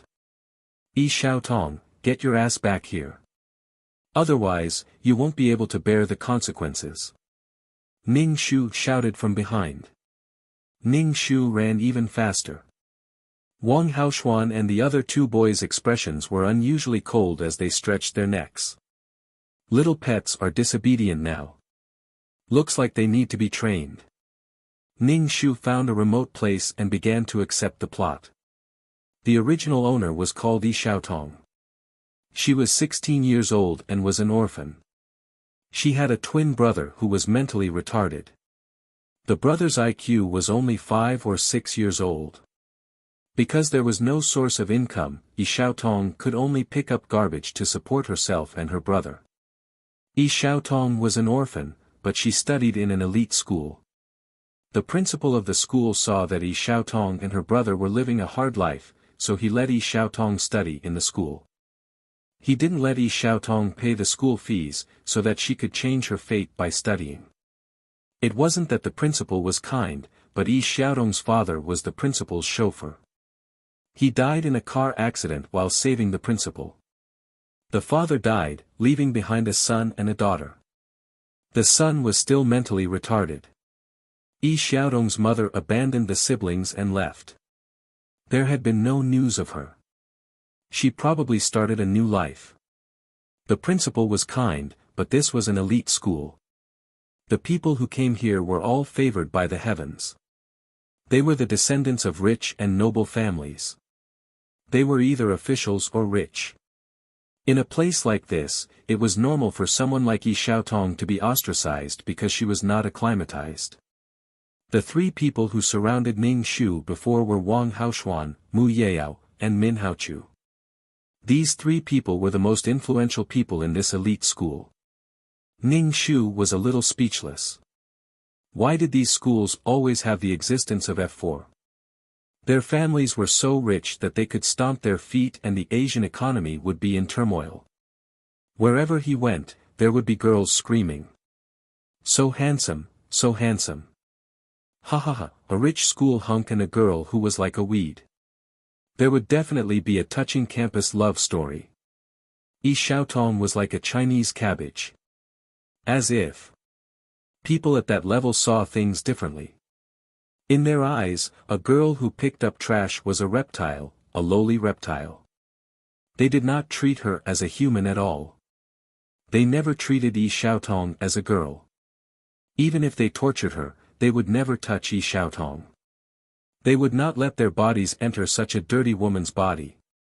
It was like seeing a mouse in a ditch, so they took a branch and pressed it on the mouse's body, pressing it into the ditch. They watched the mouse struggle, and when the mouse was about to die, they picked it up and stopped it from dying. Then, they used the branch to press the mouse into the water. Or they teased the mouse and forced it to the foot of the wall. They saw the mouse running around in panic and tortured it bit by bit.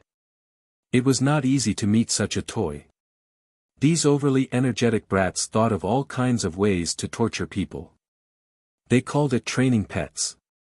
Yi Xiaotong could not bear such torture at all. She lived in fear every day.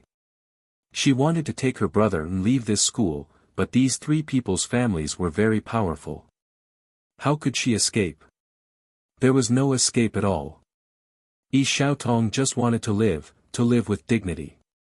Although her brother was mentally retarded, he was a painting genius. God took away her brother's intelligence, but gave him an unparalleled artistic talent. Yi Xiaotong felt that in this aristocratic school, no one could compare to her brother's artistic talent. Yi Xiaotong hoped that one day she could help her brother organize an art exhibition. But now, Yi Xiaotong, who was being tortured, felt that this was an unattainable dream. Ning Shu directly sat cross-legged on the ground and began to cultivate. The peerless martial arts were his, and the system could not take it away. No matter what, the most important thing was to have the power to protect himself. He also had to protect his stupid brother. If she could not enter this school, perhaps Yi Xiaotong would not have encountered this. She was wronged here, and there was no one to help her. The principal was only a person who managed the school. He had no power at all. He had to be polite when facing these princes. Although they were students here, they had to consider the power behind the students. As for shouting with dignity like stubborn weeds, they were just the dregs of society. They had nothing but money. Maybe they would not see the sun tomorrow. There were people with power and influence here. It was too easy to make a brother and sister, who were alone and picking up trash, disappear.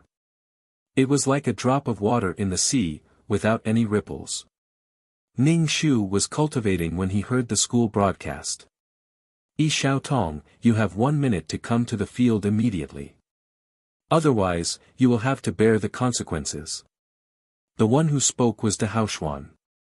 His voice was quite cold, but it had a charming magnetism. Sister, I'm scared. An unclear voice came from the broadcast. This was the voice of Yi Xiaotong's brother, Yi Xiaodong. Chapter 964. It had only been a while, but Wang Haoshuan and the others had actually found Yi Xiaodong. Yi Xiaodong should have been in the studio. These people, Yi Xiaodong's fearful whimpers were transmitted to every corner of the school through the broadcast. The helpless whimpers made Ning Shu's heart twitch. Yi Xiaodong's IQ was only 5 or 6 years old. He would definitely be frightened in such a situation. Yi Xiaodong, you still have 40 seconds. What if you're late? Wang Haoshuan's voice was gloomy, and then Yi Xiaodong's screams came from the broadcast. Ning Shu quickly stood up and looked around. He wanted to find a suitable weapon, so he could only break a thumb-sized branch. There were some sharp thorns where the branch was broken. Ning Shu put the branch in his pocket and hurried to the sports field. This aristocratic school was not ordinary. Ning Shu still took a shortcut. When he reached the sports field, it was already more than 40 seconds. There were many people gathered on the sports field. Wang Haoshuan, Mu Yao, and Min Haochu looked at Ning Shu with playful expressions. Ning Shu noticed Yi Xiaodong. Yi Xiaodong was held by someone. His face was covered in wounds, and the corners of his mouth were broken. When he saw Ning Shu, he helplessly called out for his sister. Yi Xiaodong's face was delicate, but there was a sense of confusion and cowardice between his eyebrows. When he didn't speak, he looked like a normal person, but when he opened his mouth, his low IQ was exposed. He was wearing very old clothes with footprints all over them. It was obvious that he had been kicked. Ning Shu pursed his lips tightly. He reached into his pocket and held the branch tightly. "You're late." Mu Yao moved his neck and raised his wrist to look at his watch. "You're almost a minute late." Mu Yao had a murderous aura. When he moved his neck, it made cracking sounds. Ning Shu's pupils shrank. This person was not weak. "As punishment for your lateness." Mu Yao raised his foot and kicked Yi Xiaodong in the stomach. Yi Xiaodong immediately cried out in pain. His body curled up and he spat out everything in his stomach. The surrounding people covered their noses and retreated. The student who was carrying Yi Xiaodong directly threw Yi Xiaodong to the ground. Yi Xiaodong fell to the ground and howled in pain. He looked at Ning Shu pitifully and whimpered, calling for his sister. Ning Shu's scalp was about to explode. All kinds of chaotic emotions attacked her heart, and she couldn't help but move 2 steps. "Mu Yao, are you trying to disgust me?" Fan Haoshuan pinched his nose and said with dissatisfaction. His face was full of disgust. Mu Yao shrugged his shoulders and said without any sincerity, "Sorry, I'll be more careful next time." Fu Haoshuan turned his head and moved his feet. "Come here and wipe my shoes clean. Otherwise, your brother will be the unlucky one." "You're not willing." Fu Haoshuan looked at Ning Shu indifferently. "Beat this idiot to death and then feed him a bucket of shit." After Fu Haoshuan finished speaking, a school staff member came over with a bucket of feces. The surrounding people immediately hid far away.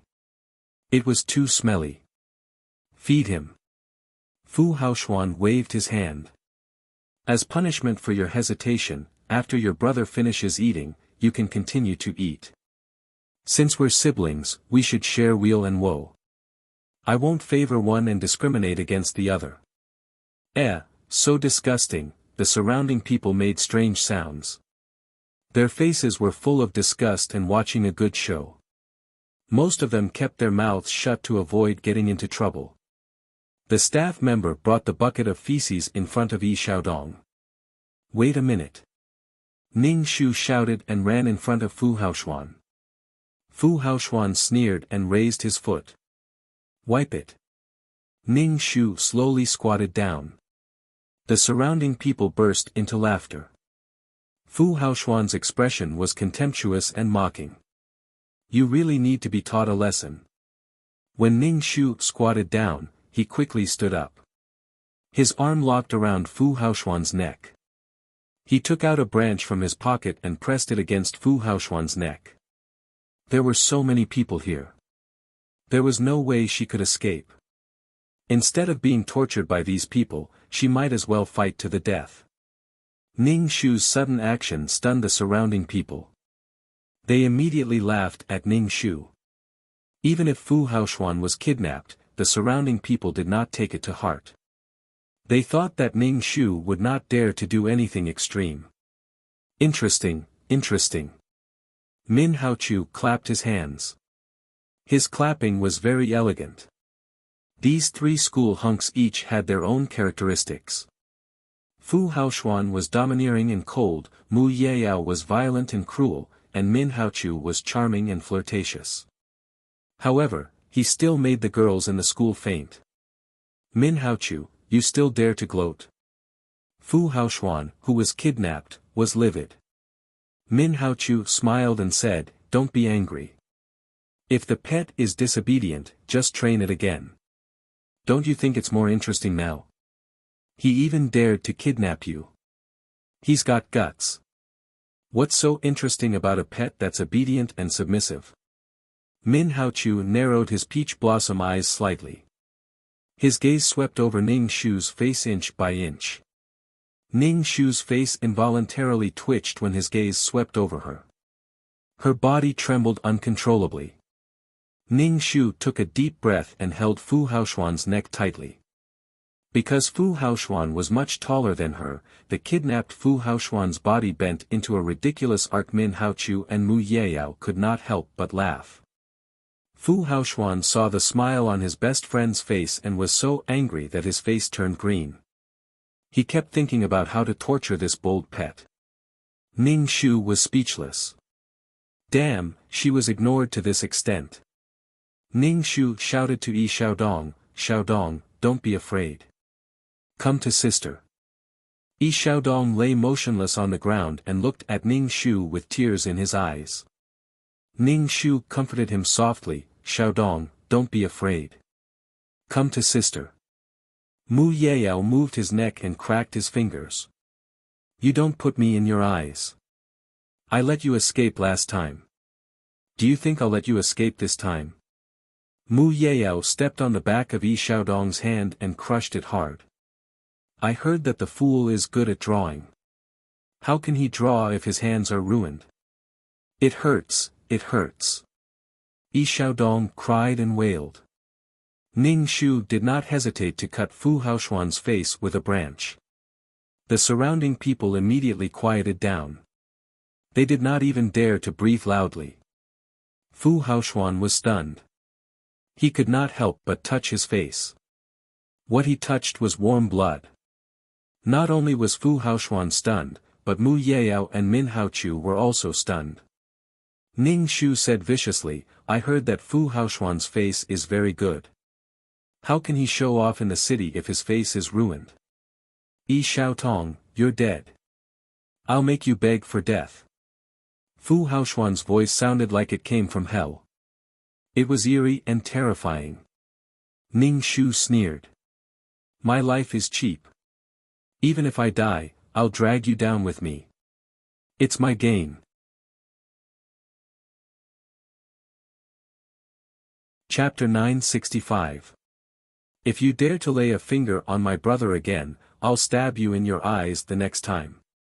Faces can be fixed by plastic surgery, but I don't know if you're rich enough to fix your eyes. Ning Shu's expression was unusually cold. She stuck out her tongue and licked the blood on Haoshuan's face. "It tastes good," Ning Shu said with a smile. "Let's see who's more perverted." Min Haochu couldn't help but narrow his eyes and frown slightly. Mu Yeyao raised his foot and didn't continue to crush Yi Xiaodong's hand. Min Haochu looked at Ning Shu carefully. "Do you know what the consequences are if you do anything else? You really can't bear it. At worst, I'll die. What's there to be afraid of?" Ning Shu looked calm. "Die, you're too naive." Min Haochu smiled like a fox. "After what happened, do you think you can die quickly?" Ning Shu didn't care. "Even if I don't die a good death, it's good to drag you to hell with me," Ning Shu said as he moved the branch on Quan Haoshuan's face. "You've irritated me so much that I've turned evil. Anyway, no one will have a good life." Min Haochu's pupils shrank. He mocked and despised, how naive. There were more and more people on the field. Quan Haoshuan struggled hard to be kidnapped by so many people, but this woman was too strong. No matter how hard he struggled, he couldn't. "Be quiet." Ning Shu kicked Min Haochu's leg. Min Haochu immediately felt that his leg bones were about to crack. Ning Shu said gently to Yi Xiaodong, "Xiaodong, come to sister. Don't be afraid. Sister is here." Yi Xiaodong's face was covered in tears and snot. Under Ning Shu's comfort, he got up from the ground. Ning Shu walked over. Mu Yeyao wanted to kick Yi Xiaodong to death, but Min Haochu stopped him. Yi Xiaodong walked to Ning Shu's side and immediately pulled Ning Shu's clothes tightly. "Your brother is already there. Shouldn't you release Fang Haoshuan?" Min Haochu asked. Ning Shu smiled and said, "That won't do. If I let him go, we won't be able to live. Don't tell me you think you'll have a good ending after doing something like this." Mu Yeyao sneered, "Let him go, let's exchange a few blows." "Are you crazy? Who wants to exchange a few moves with you?" Ning Shu said bluntly. Xiao Tong, let go of Master O. The principal came over with the school guards. When he saw the blood on Haoxuan's face, his expression immediately changed. If you have anything to say, let go of me. The principal's voice changed. The young master of the O family had an accident in the school. He couldn't escape the responsibility. Moreover, this Yi Xiaotong was brought to the school by him. The O family had shares in the school, so the board of directors would definitely dismiss him from his position as the principal. As the principal, he was simply a sandwich biscuit.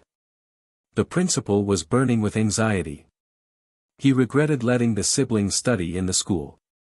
Xiaotong, don't make things worse. Quickly let go of Master O.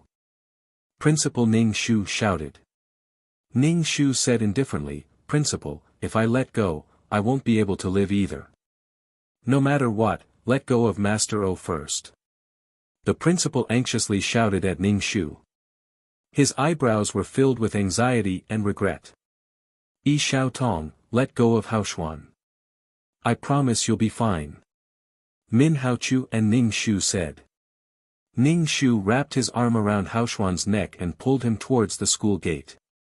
Yi Xiaodong pulled Ning Shu's clothes and slowly retreated with Ning Shu. Haoxuan sneered. He was kidnapped by a woman. Moreover, it was a person they despised and insulted. They treated her as a plaything. Fu Haoxuan felt that his face was numb from the pain. He felt very hot. The wound was probably inflamed. Such a dirty branch had scratched his face, and the person holding the branch was someone who picked up things from the garbage dump every day. How dirty was her hand? Being close to the body behind him, Haoxuan felt as if he was surrounded by feces. It was so disgusting. The first thing he did was to take a shower and disinfect it. Ning Shu planned to leave with Yi Xiaodong first. Staying here would only lead to death.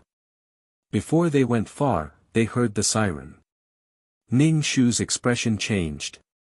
He tightened his arm and tightly wrapped it around Haoxuan's neck. He held the branch against Haoxuan's neck. Haoxuan's neck was suddenly tightened by Ning Shu. He coughed twice with some difficulty breathing. The police car stopped at the school gate. The police got out of the car and surrounded them. Many snipers were looking for a suitable position to kill Ning Shu. See, I told you. The consequences are not something you can bear. Min Haochu shrugged his shoulders and spread his hands. There are the most elite snipers here. Every one of them is a sharpshooter. Sister, I'm scared.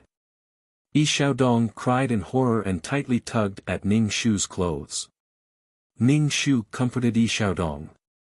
Xiaodong, don't be afraid. Sister will always be by your side.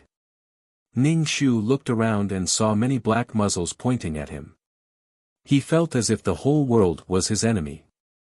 No wonder. No wonder Yi Xiaotong could only be bullied and did not dare to resist. The people who studied in this school gathered almost all the resources of the whole country and society. If a rich man lost a dog, it would be a big deal. No matter how many ordinary people died, it was nothing. That was the reality. Damn it. Ning Shu stared at the guns pointed at him. This mission was probably going to fail. Before he was killed, he had to drag someone down with him. He had to drag Haoxuan down with him. He was going to die anyway. Ning Shu held the branch tightly and poked Haoxuan's neck. Haoxuan groaned in pain. How dare you? Haoxuan was furious. Min Haochu stared at Ning Shu. He felt that there was something wrong with this woman. She seemed to be going all out. Let him go. Min Haochu said to Ning Shu. Otherwise, you won't be able to bear the consequences. Are you fucking retarded? Do you think I'll let you go just because you say so? If you let me go, I'll die. Even if I die, I'll drag this person down with me. I can't live anyway. Ning Shu rolled his eyes. Min Haochu and Mu Yayao looked at each other. They both felt that this woman was crazy. It was hard to imagine that Yi Xiaotong would dare to do such a thing. If it was in the past, he would have been trembling in fear. No one can insult the O family's reputation. The O family's reputation is not something that can be tarnished by people like you. A middle-aged man walked over with a few security guards beside him. Dad. Seeing this middle-aged man, Hao Xuan was stunned. Useless thing. You are being threatened by such a lowly person. Hao Xuan's father's face was unusually cold. He turned to the principal and said indifferently, "Principal Li, the management of the school is a bit loose. How can such a school have such a student?"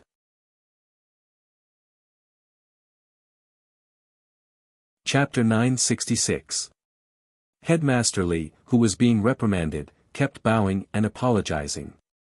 He was determined not to let the siblings stay in the school. Find an opportunity to shoot them dead, Fu Haoxuan's father ordered coldly. Don't hurt my son. This was the confidence of the rich. Going against the rich was like hitting a rock with an egg. Although they had no regard for life and death, they had to seize the opportunity to live. Ning Shu hugged Fu Haoxuan's neck tightly. There were countless guns pointed at her head. They would blow her head off if they had the chance. Ning Shu made up her mind. At worst, she would fail the mission. Ning Shu pushed the branch deeper into Fu Haoxuan's neck. Blood flowed down the branch and dripped onto the ground. Hiss. Fu Haoxuan's face twitched in pain. Most importantly, the sharp object pierced into the skin of his neck. Fu Haoxuan was most afraid of bleeding to death from the main artery. Fu Haoxuan felt a chill and a strong murderous aura from the person behind him. Fu Haoxuan was a little scared. He was afraid of those who didn't care about their lives. Let go of me first. I promise you that I won't let these people hurt you, Fu Haoxuan said calmly. Fuck, do you think I'm a fool? Ning Shu sneered. Anyway, there's no place for me in this world. Even if I leave this school, I won't be able to live. I might as well drag you down with me. Fu Haoxuan pursed his lips tightly. The blood on his face had dried, making him look very miserable. The shoes that she had asked Ning Shu to wipe were now very dirty. Fu Haoxuan's face trembled. He was the young master of the O family. It wasn't worth it to die with this lowly trash girl. Regardless of whether Fu Haoxuan admitted it or not, he was born into a good family. He didn't have to worry about food and clothing for the rest of his life. He could live a life of being above others. He could live a fearless and carefree life. Fu Haoxuan couldn't bear to die. Then what do you want? Fu Haoxuan's father said with an ashen face. His gaze was focused on Ning Shu's hand that was holding the wooden stick. The hand holding the branch didn't even tremble. No matter how courageous a person was, it was impossible for them to not be nervous in such a situation. Moreover, there were so many guns pointing at them. Did this mean that the other party was not nervous at all? Was he a professional killer? I just want to live. Will you let me and my brother live? Ning Shu stared at Beat Haoxuan's father. He was a rather dignified and cold person. Compared to him, O Haoxuan was as green as a peach that had just borne fruit. There was no comparison. Just standing close to him made people feel a little breathless. I can let you live, Su Haoxuan's father said. Ning Shu said directly, I don't believe it. I don't believe a word of what capitalists say, Ning Shu said calmly. He wasn't happy about the promise of beating up Haoxuan's father at all. There were more and more cars at the school gate. Even Min Haochu and Mu Yao's families were alarmed. When Haoxuan's mother came over and saw that her son was covered in blood, she almost fainted. What's going on? Min Haochu's father asked. Min Haochu didn't expect that a cornered dog would jump over a wall and a cornered rabbit would bite. In the face of his father's interrogation, Min Haochu honestly said that he and his two best friends just felt that it was interesting to bully a person who was like a mouse. To put it bluntly, it was school violence. Min Haochu's father looked at Ning Shu, who was indifferent to life and death. When he heard his son say that he wanted this girl to eat shit and drink urine, he couldn't help but pat Min Haochu's head. What did I tell you? Don't underestimate anyone. Go home and copy the family rules 100 times, Min Haochu's father said with narrowed eyes. He also noticed this girl. She was too calm. They were all people who dominated the business world and had experienced too much scheming. It was inevitable that they would overthink and even imagine what Ning Shu's identity was. Min Haochu pursed his lips. They bullied people based on who they were dealing with.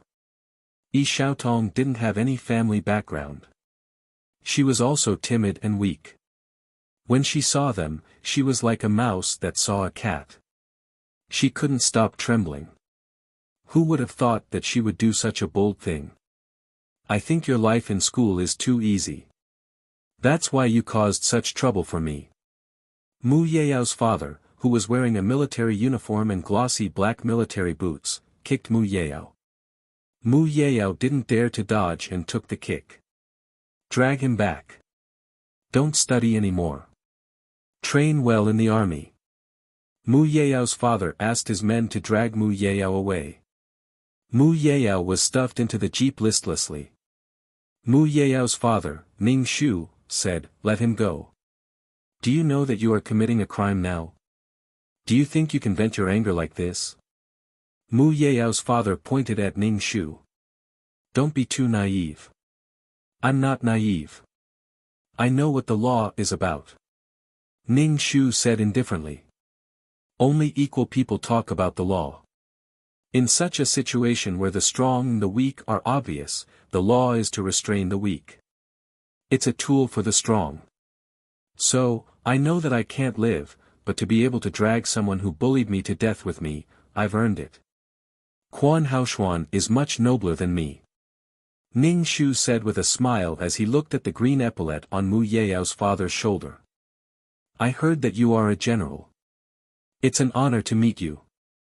You protect the country, but your son bullies the weak." "No matter what, I'm still considered a citizen of this country," Ning Shu said. Mu Yao's father said indifferently, "My Mu family's glory was fought for by my Mu family. I don't deny that you are weak, but it's reasonable that you are not weak. Moreover, it's a fact that you committed a crime." Ning Shu looked indifferent as if he didn't care about life and death. "So, I don't plan to live.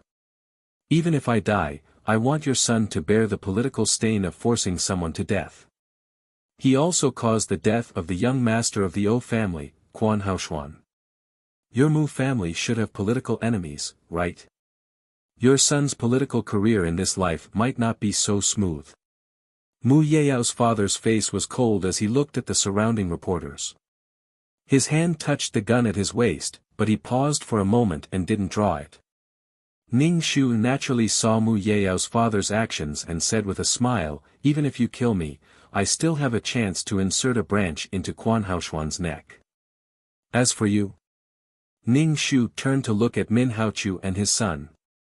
Facing Ning Shu's teasing gaze, Min Haochu's heart couldn't help but skip a beat. He narrowed his peach blossom eyes slightly and his eyelids trembled. He felt that they were like lambs waiting to be slaughtered. This woman really didn't want to live anymore. Ning Shu said with a smile, "Actually, the food produced by the Min Group, such as instant noodles and potato chips, are actually..." Ning Shu smiled even more brilliantly at Min Haochu's axe, making Min Haochu's heart feel even more uneasy. It was undeniable that he felt a trace of fear towards this madwoman.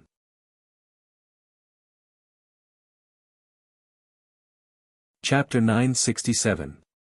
It was a joke that they would be afraid of a trashy girl like Yi Xiaotong. This was something that the three of them didn't expect at all. "The food produced by the Min Group is all fried with corpses," Ning Shu said with a smile. The Min Group's food industry occupied 60% of the country's food industry. It was a monopoly.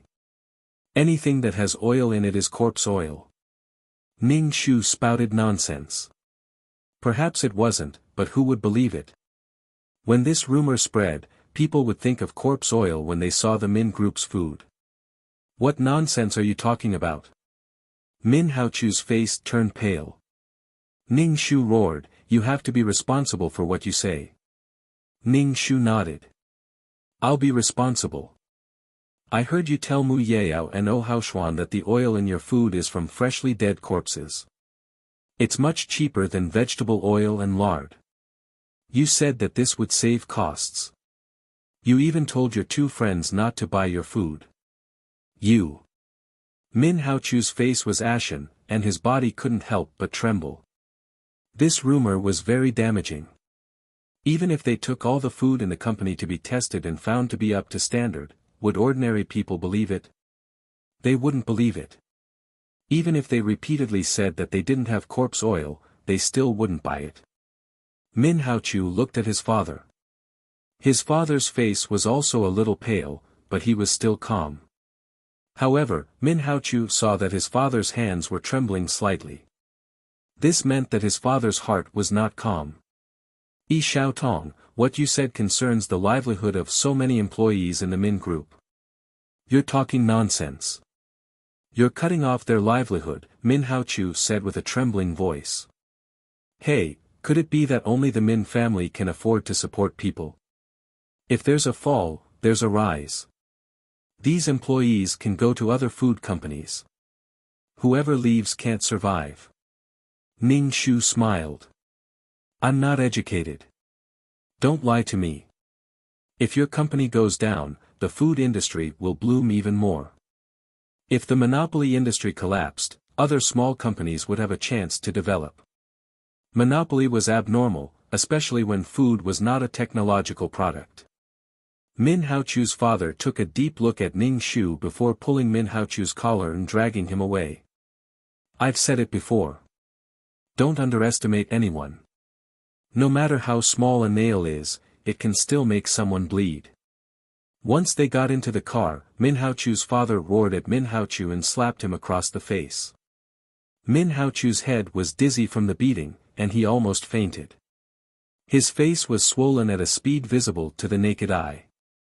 You're just a person who likes to play tricks, Min Haochu's father said coldly. The Min family will fall in your hands sooner or later. Have you thought about how many people will want to take advantage of us if this rumor spreads? Min Haochu's father said coldly, you juniors are living too comfortably. You've forgotten who you are. Dad, what should we do now? Min Haochu pursed his lips tightly. He didn't regret bullying Yi Xiaotong, but he regretted not getting rid of her earlier. With their family backgrounds, they could completely suppress the news of the two deaths. Who knew that Yi Xiaotong would have the courage to resist now? What should we do? Call an emergency meeting, Min Haochu's father rubbed his forehead and said tiredly. His expression was not optimistic. After the father and son of the Min family left, the atmosphere was extremely solemn. Ning Shu had already given up on this mission, so he didn't have any worries. It was impossible for her to leave the campus alive today. These people wouldn't let her go. Sigh, she really didn't have any strength in her hands. It was like a mayfly trying to shake a tree or a mantis trying to stop a car. However, she had implicated Yi Xiaodong. If she didn't counterattack for Yi Xiaotong, someone else might counterattack for Yi Xiaotong. Let go of my son. I can give you whatever you want, Fu Haoshuan's mother cried and shouted at Ning Shu. She cried uncontrollably and looked extremely pitiful. Ning Shu's expression was cold. He directly ignored Fu Haoshuan's mother's words. Fu Haoshuan's face was pale. He seemed to have realized something. He felt as if he was stuck to a corpse and was extremely cold. Fu Haoshuan felt dizzy and his vision turned black. He didn't know if it was because of excessive blood loss or because of fear. His heart felt like it was about to jump out of his chest. In short, Fu Haoshuan felt very bad. There were so many people around, but at this moment, it was quiet. Everyone held their breaths. There was an aura of death slowly surging. Mu Yao's father narrowed his eyes. Rescuing the hostage is more important. As soon as Mu Yao finished speaking, a gunshot rang out. With a bang, hot blood splashed onto Ning Shu's face. With a plop, Yi Xiaodong, who was beside her, fell to the ground. Ning Shu didn't hesitate. He used all his strength and directly pierced the branch through Fu Haoxuan's neck. Then, with another bang, Ning Shu felt a bullet explode in his head. It was as if it had exploded in his soul. His soul felt as if it was being torn apart. It was as if his soul was going to be completely destroyed. The power of obliteration. Just as Ning Shu thought that he was going to be obliterated, a force protected Ning Shu's soul. Ning Shu returned to the system space. Ning Shu sat on the ground and covered his head. He felt as if his soul was being torn apart inch by inch. It made Ning Shu extremely painful. After 2 gunshots, the 3 men fell to the ground. Everyone was stunned. The sniper who fired the shot wanted to kill Yi Xiaodong so that Yi Xiaotong would be distracted and kill her. However, he didn't expect to kill Fu Haoxuan before he died. Haoxuan, Haoxuan. Fu Haoxuan's mother saw her son's eyes widen. His neck was pierced by a branch and blood splattered. His body twitched twice and stopped moving. Fu Haoxuan's mother screamed twice and fainted. Mu Yao's father was stunned. He had never seen such a person. He really wanted to drag someone down with him even after he died. Other than the dead Fu Haoxuan, the living Mu Yao and Min Haochu were surrounded by public opinion. Colonel Mu, my son is still in the hands of the criminals. Why did you give the order to shoot? Fu Haoxuan's father questioned Mu Yao's father with a livid face. I didn't expect this to happen, Mu Yao's father said helplessly. What we need to do now is to erase the impact of this matter. This matter is a blow to all 3 of our families. But my son is dead. The children of the Mu family and the Min family are still alive, Fu Haoxuan's father said in a deep voice. His eyes were watery. I must have an explanation for this matter. My son is dead. He was killed by the criminals. I will give you an explanation for this matter. I didn't give the order to shoot. I said that I would try my best to save the hostages. I don't know which sniper accidentally fired his pistol, so he had no choice but to shoot again. I will find that sniper and give you an explanation, Mu Yao's father said.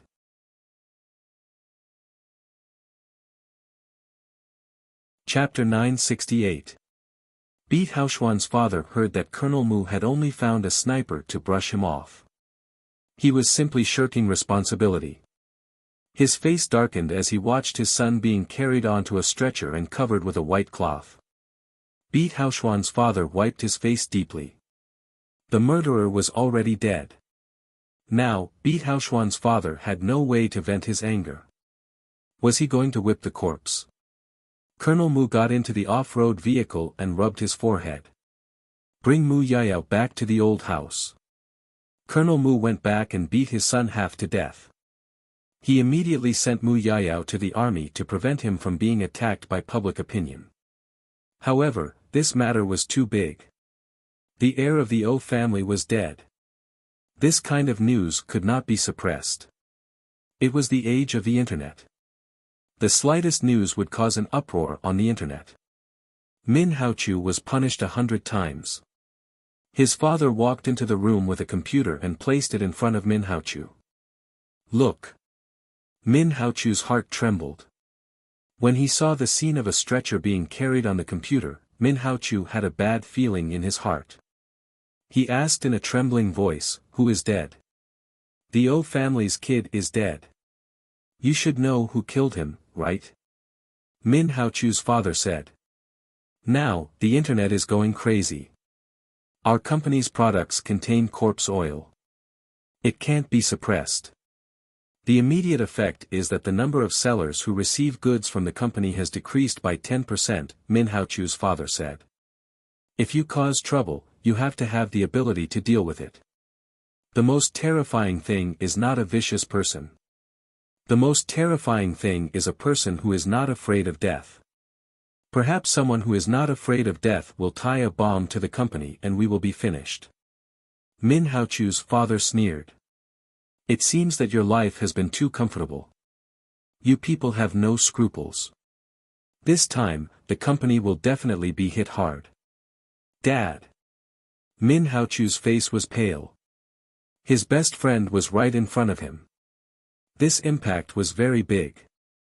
If he was the one who was kidnapped, he would be dead. The aristocratic incident fermented. Many videos were circulating on the internet. The rich controlled 80% of the wealth and resources of society, while ordinary people were the bottom of the entire society. There was no lack of people who hated the rich.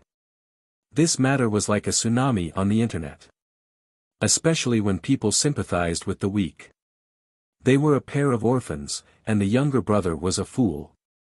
This made people sympathize with them even more. Everyone joined forces to suppress the high and mighty people. That was very refreshing. Not only was it to fight for justice, but it was also to vent the anger in their hearts. Because of this, Colonel Mu was reprimanded by his superiors. They said that Mu Yeyao lacked the integrity and sense of responsibility of a soldier. With such a casual sentence, Mu Yeyao's political path would not be so easy. There might be a gap in the Mu family from Mu Yeyao's generation. The Mu clan could only give up on Mu Yeyao and turn to nurture others. They could not hang themselves on Mu Yeyao. The Mu family had lost a child with a bright future, and the O family had lost a child. The Min family's food sales had dropped by 40%. 40% was a lot of money. Even if the Min family went to an authoritative organization to test their food, even if the food was qualified and a certificate was placed in front of the public would not believe it. Sometimes, people believed in what they thought, and 3 people would make a tiger out of it. Ning Shu returned to the system space for a long time before he recovered. The feeling of his soul being torn apart was too painful. It was really unbearable. Sigh, failed. 2333 sighed. Ning Shu shrugged. Failed. Sigh, your attitude was too strong. If you showed weakness, there might be a way. 2333 said. Ning Shu rolled his eyes. What's the use of showing weakness? I will definitely be pushed into a bucket of feces and eat a stomach full of shit. Why don't you do the mission? Those people don't have any compassion for the fairer sex at all. If they did, the client wouldn't have encountered such a thing. Ning Shu shrugged. They did not treat me as an equal. If a rat kept squawking at you, would you just let it go? Ning Shu said helplessly. Moreover, there were so many people. She could not win at all. Resistance would only lead to more cruel suppression. 2 people died, and only 1 person was dragged down with them. It was not worth it. What do we do now? Start over. Ning Shu asked. Let's look at your overall data first. If it is qualified, spend some merit points or faith to pass. Number, 2333 Name, Ning Shu, Advanced Mission Taker, Age, 27 Endurance, 80 Reflexes, 60 Dexterity, 70 Intelligence, 60 Force, 90 Charm, 10 Aptitude, 70 Spirit, 80 Overall Average Score, 65 TSK, 65 points, barely passing. 2333 was a little speechless. Your charm is too low. Every attribute has a corresponding characteristic. Charm is not only pleasing to the eyes, it is also a kind of personality charm. It can make people feel close to you and let down their guard. 2333 said. All attributes must be added together. These attributes are like a wooden bucket. The existence of a shortcoming determines how much water it can hold. No matter how high it is useless. I know. Next time, he would squeeze some attribute points into charm. This score is based on my performance in this mission? Ning Shu asked. Yes, this score is based on your performance in this mission. 2333 said. Every special mission is a comprehensive assessment of a mission taker's potential. It uses the most direct data to reflect the potential of the mission taker. Data can represent a person's potential. Sometimes there are more variables. Ning Shu did not take this data to heart. Just like a person's score on a test paper, it does not represent a person's life. Do you want to start the special mission again, or do you want to spend some faith? 2333 asked. Ning Shu's face was tangled. I just want to ask how difficult the last mission was. Why do I feel like it was so damn difficult? It was like standing on the top of the Forbidden City, shouting, "Come and kill me, kill me, kill me." 2333 was silent for a moment. Level SSS, 3S. Ning Shu, it is said that this is a random mission. I did not expect you to get this level of mission. 2333 said with a helpless tone. It is probably because your luck is too low. But I always add points to my luck. Ning Shu felt wronged. Did she feed all her attribute points to dogs? But your luck is not at the level of being lucky. 2333 advised Ning Shu. Some people are just so unlucky. Whatever they do, they are always angry at themselves. Just add more attribute points in the future.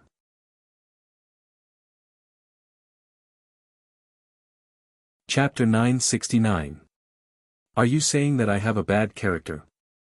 Ning Shu said expressionlessly, then why do I always encounter so many things that make people despair? If people can live well and have a little bit of hope, they won't give up their soul power to counterattack. Do you think people are willing to counterattack? Not only do they have to occupy the body, but they also have to collect the soul power. If the mission is too difficult and drags on for too long, they will be old when they come back. Unless you have no choice, you will be willing to counterattack. And it's not like you can just give up your soul to counterattack. 2333 chattered. Ning Shu's head was full of people. Are you going to start the special mission again? 2333 didn't want to discuss with Ning Shu about his character, so he changed the topic. Ning Shu was in a dilemma. What if he got a harder mission again? It would be a bit embarrassing if he didn't pass the second test. However, if he had to use faith power, Ning Shu's heart would ache.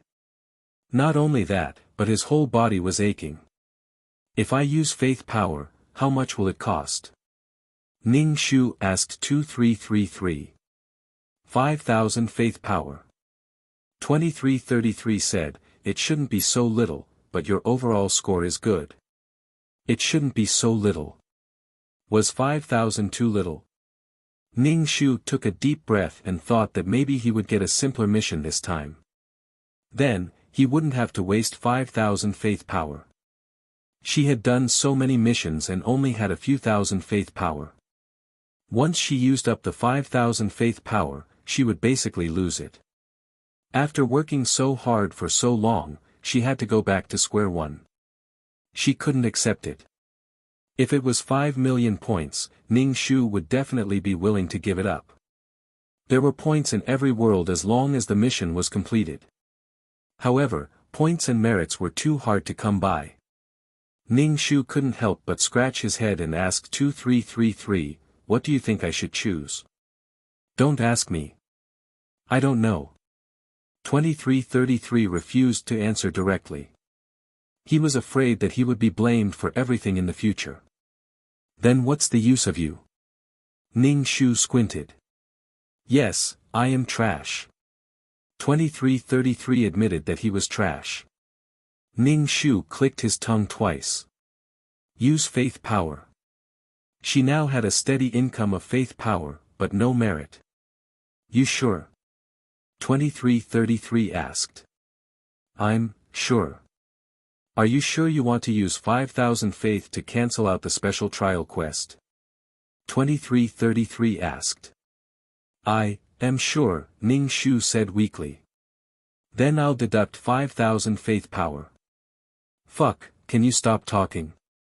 If you keep talking, I want to go back on my word. Ning Shu wanted to cry, but no tears came out. I'm sure. Just do it. Don't remind me to do it. 2333, what a violent temper. From now on, you are a high-level quest taker. Congratulations. 2333 Ning Shu said. Ning Shu smiled. Same to you, then I'll ask what the requirements are to become a high-level quest taker. From now on, I'm going to be a high-level quest taker. Ning Shu said with a smile. To become a high-level quest taker, you need 100 million points, 50,000 faith power, and 60,000 merit points. Once you meet the requirements, you can level up. When Ning Shu heard this, he was completely dumbfounded. He plopped down on the carpet and dug his ears. How much power of faith did you say? How many merit points? How many points? Cough, listen carefully. 100 million points, 50,000 faith power, and 40,000 merit points, 2333 said. Ning Shu smiled. I don't think it makes sense. Is it because I failed the special mission that the numbers doubled? Otherwise, why would it? Why would there be 50,000 faith power and 40,000 merit points? Ning Shu roared. Ning Shu's heart was filled with hee-hee, followed by countless grass mud horses. Everyone has the same numbers, 2333 said. Do you think it's so easy to become a high-level quest taker? Many quest takers have to do missions for countless years to become a high-level quest taker. Besides, it doesn't mean that you can become a high-level quest taker just because you meet the requirements. There's still 100 million points. Ning Shu lowered his head and counted with his fingers. 1, 10, 100, 1,000, 10,000, 100,000, 100,000, 100,000, 100,000, 100,000, 100,000, 100,000, 100 million, 100 million, 100 million points, 100 million points, 20 million points, and 80 million points divided by 3 million points. Just for points alone, I'll have to do nearly 30 missions. The time for one mission is about 3 to 5 years. So, just for points alone, I'll have to do missions for hundreds of years. Other than points, there's also faith power and merit points. Not every world can get merit points. 40,000 merit points. What the fuck? Ning Shu said that he didn't know how to calculate anymore. The numbers he calculated made him feel depressed. Moreover, not every mission would be successful. There was a chance of failure. If he failed, he would lose the amulet. Buying the amulet would cost him merit points. Ning Shu squatted in the corner. He couldn't face such a cruel reality. Don't worry about the numbers. The most important thing for us now is to build the world. As long as there's a world, you won't be easily erased. Even if you do something against the rules, at most you'll be punished. It won't threaten your life, 2333 Ning Shu said calmly. Ning Shu nodded. I know. However, Ning Shu was still in a bad mood. He was going to go to the restaurant in the virtual space to have a meal. Then, he would go to the trading hall to see if there was any news about the world's origin. Ning Shu had not encountered the world's origin in so many worlds. He didn't know when he would encounter the world's origin. However, if he knew about the world's origin, he probably wouldn't have anything precious to exchange for it. Ning Shu first went to the restaurant and ordered a table of dishes to eat slowly. After eating, he went to the trading hall. However, there were also many good things in the trading hall. Ning Shu also bought some small things and some more obscure books. There was still no news about the world's origin in the trading hall. Ning Shu felt that such a precious thing was unlikely to exist. Many people didn't even know what the world's origin was. Ning Shu also didn't know what it was. He only knew a name. He had never seen it before. Ning Shu, who had become a high-level mission enforcer, was going to the black market to take a look. Now, she was qualified. The black market was a gray trading chain. Moreover, safety was not guaranteed.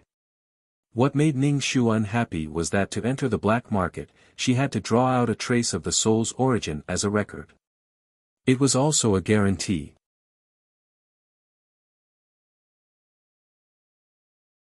Chapter 970. Soul origin was more precious than soul power. When he heard that he was going to extract soul origin, Ning Shu turned around and left. The soul was the foundation, and soul origin was the root of the soul. Ning Shu didn't want to lose his soul origin. If he lost it now, what would he use to make up for it in the future? Ning Shu was still afraid that others might take his soul origin and harm him. If soul power could be devoured, then soul origin could be devoured as well. He didn't know who built this black market. It was standing in the virtual space without being destroyed. Ning Shu didn't find any information about world origin in the trading hall, so he planned to go to some shops to ask. Ning Shu entered the shop and casually bought some small items and props. She then asked the shop owner if there was any world origin. When the shop owner heard about world origin, he smiled and said, "Dear, we are a small business. We don't have world origin. Dear, you can go to the trading hall and ask. If not, you can go to the space above and ask." The shop owner Ning Shu said. "Thank you." Ning Shu smiled and left the shop. Ning Shu sighed and asked 2333, "Where do you think there will be world origin?" "I don't know. World origin exists in different ways. Maybe it's a tree, maybe it's a divine artifact, maybe it's a lake, maybe it's a rock. Not every world can give birth to an additional world origin. A plane will first develop the power of the origin it needs.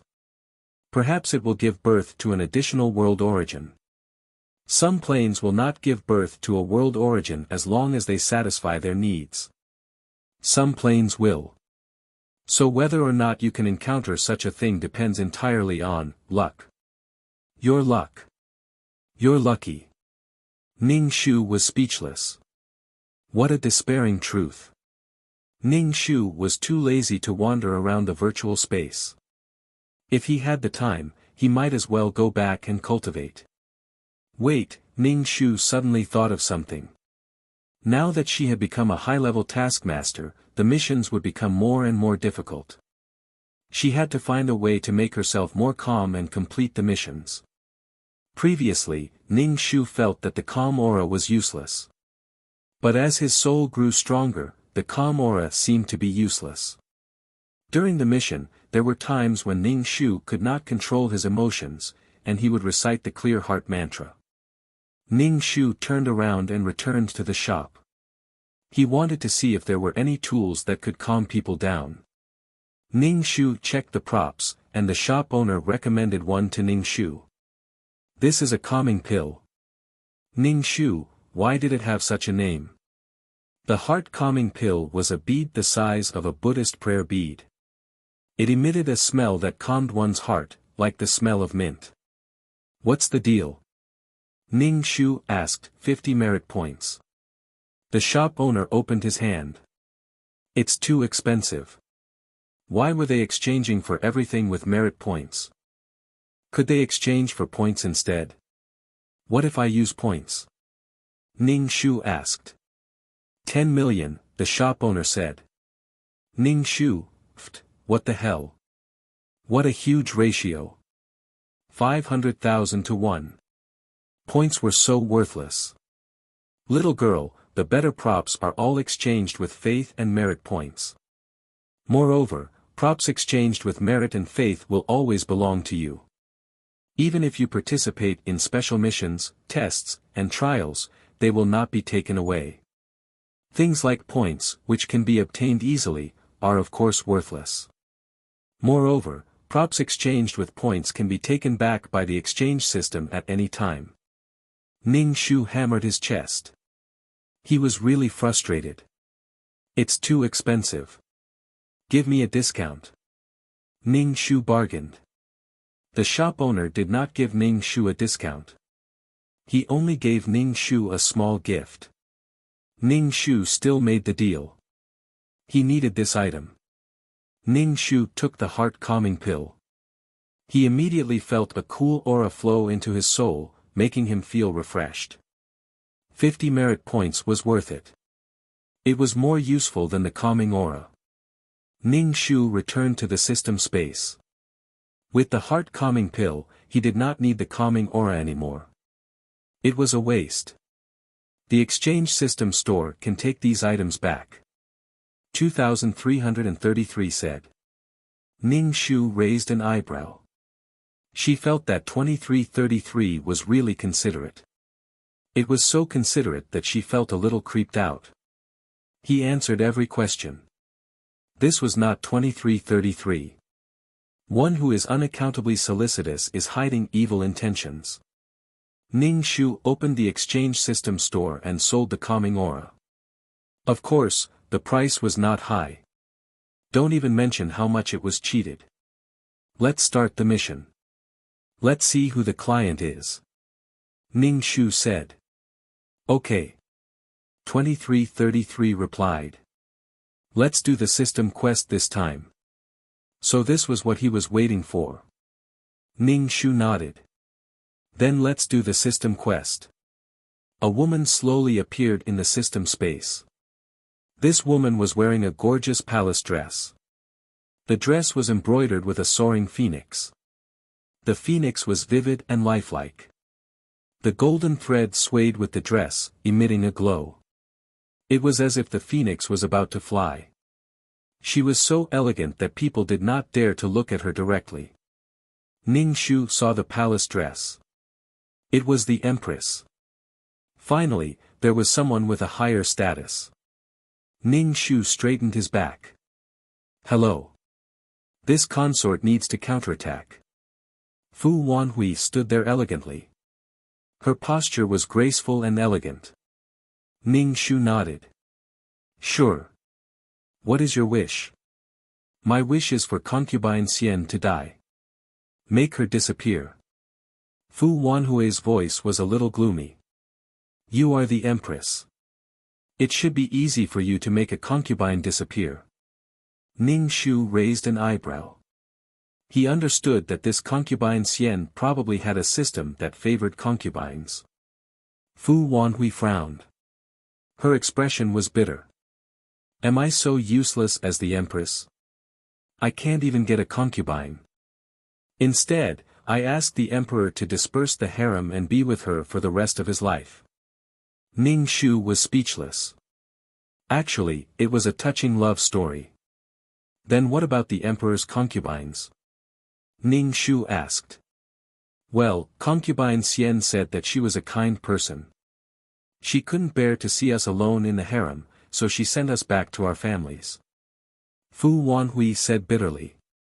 Ning Shu was speechless. The emperor divorced his official wife along with all his concubines and sent them home. How could the minister agree? So my wish is for concubine Xian to disappear. Fu Wanhui's soul trembled as she spoke. Ning Shu nodded. She had to accept this mission. 2333 had been nagging her for a long time. Counterattacking requires you to give up your soul power. Are you sure? Ning Shu asked. I'm willing to give up 50% of my soul power. Fu Wanhui said. I'll accept this mission. Fu Wanhui gradually disappeared from the system space. Ning Shu decided to accept the plot first. If something happened and he could not accept the plot, he would be confused. Fu Wanhui was of noble status. She was the empress of the great Qian dynasty, the daughter of the Grand Preceptor. When she was of marriageable age, she married Zhao Su, who was still a prince.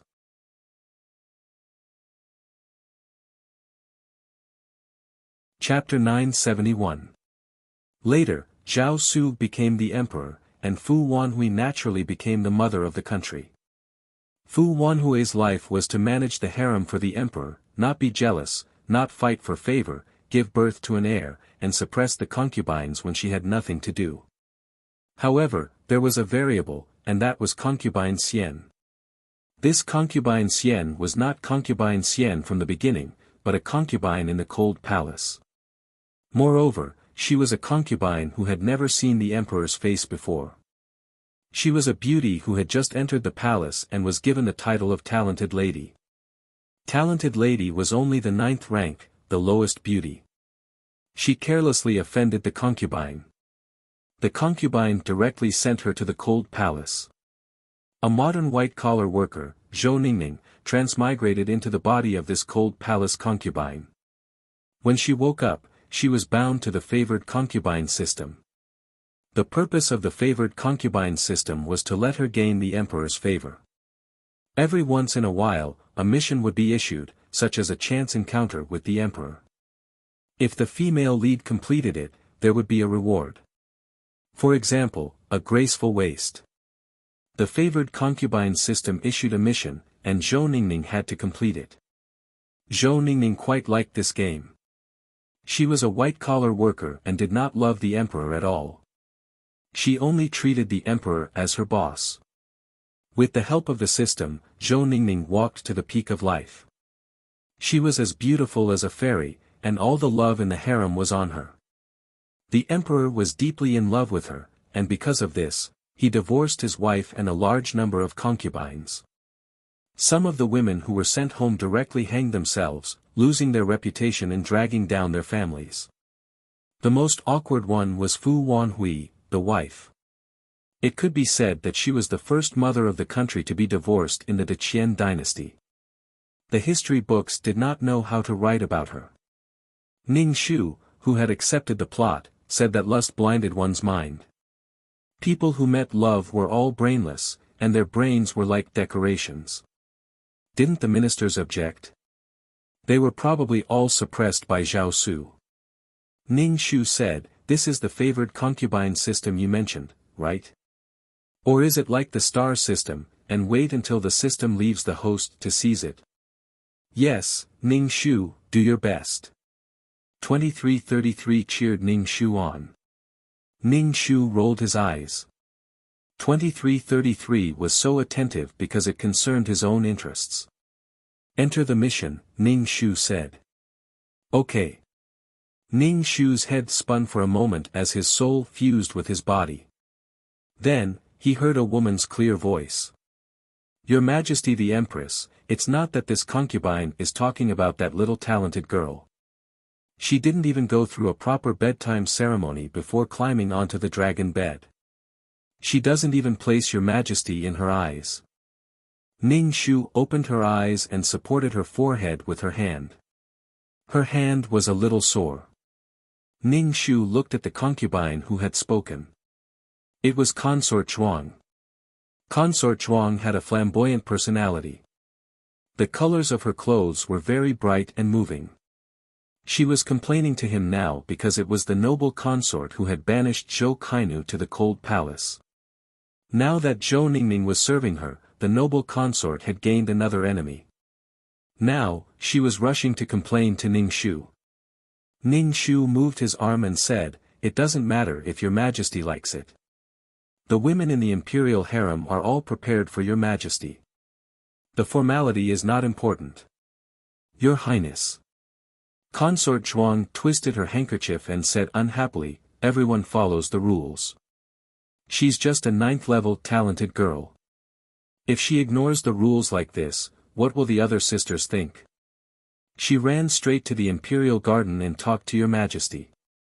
Then, at night, she climbed onto your Majesty's dragon bed. If everyone did this, wouldn't the imperial harem be a mess? Your Majesty the Empress, you mustn't indulge her bad habits. Consort Zhuang's face was filled with disgust. Ning Shu picked up her teacup and drank some water. She had entered a little late. If she had entered earlier, she would have directly dealt with Zhou Kainu in the cold palace and killed her in the cradle. But now, Zhao Su and Zhou Ningning had a substantial relationship. Zhao Su had already noticed Zhou Ningning. In any case, Zhou Ningning was a walking aphrodisiac. Once touched, it was impossible to stop. "Your Highness." Consort Zhuang saw that Ning Shu was lost in thought and couldn't help but shout, "Your Highness, you are the master of the imperial harem. You should set the rules." "Alright, I'm thirsty from talking. Go back and make some tea to cool down."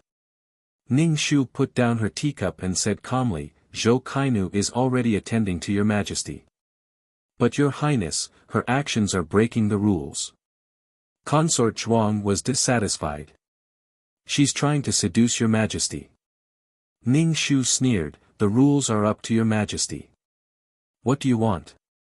Do you want this consort to beat Zhou Kainu?" "Your highness, this consort doesn't mean that.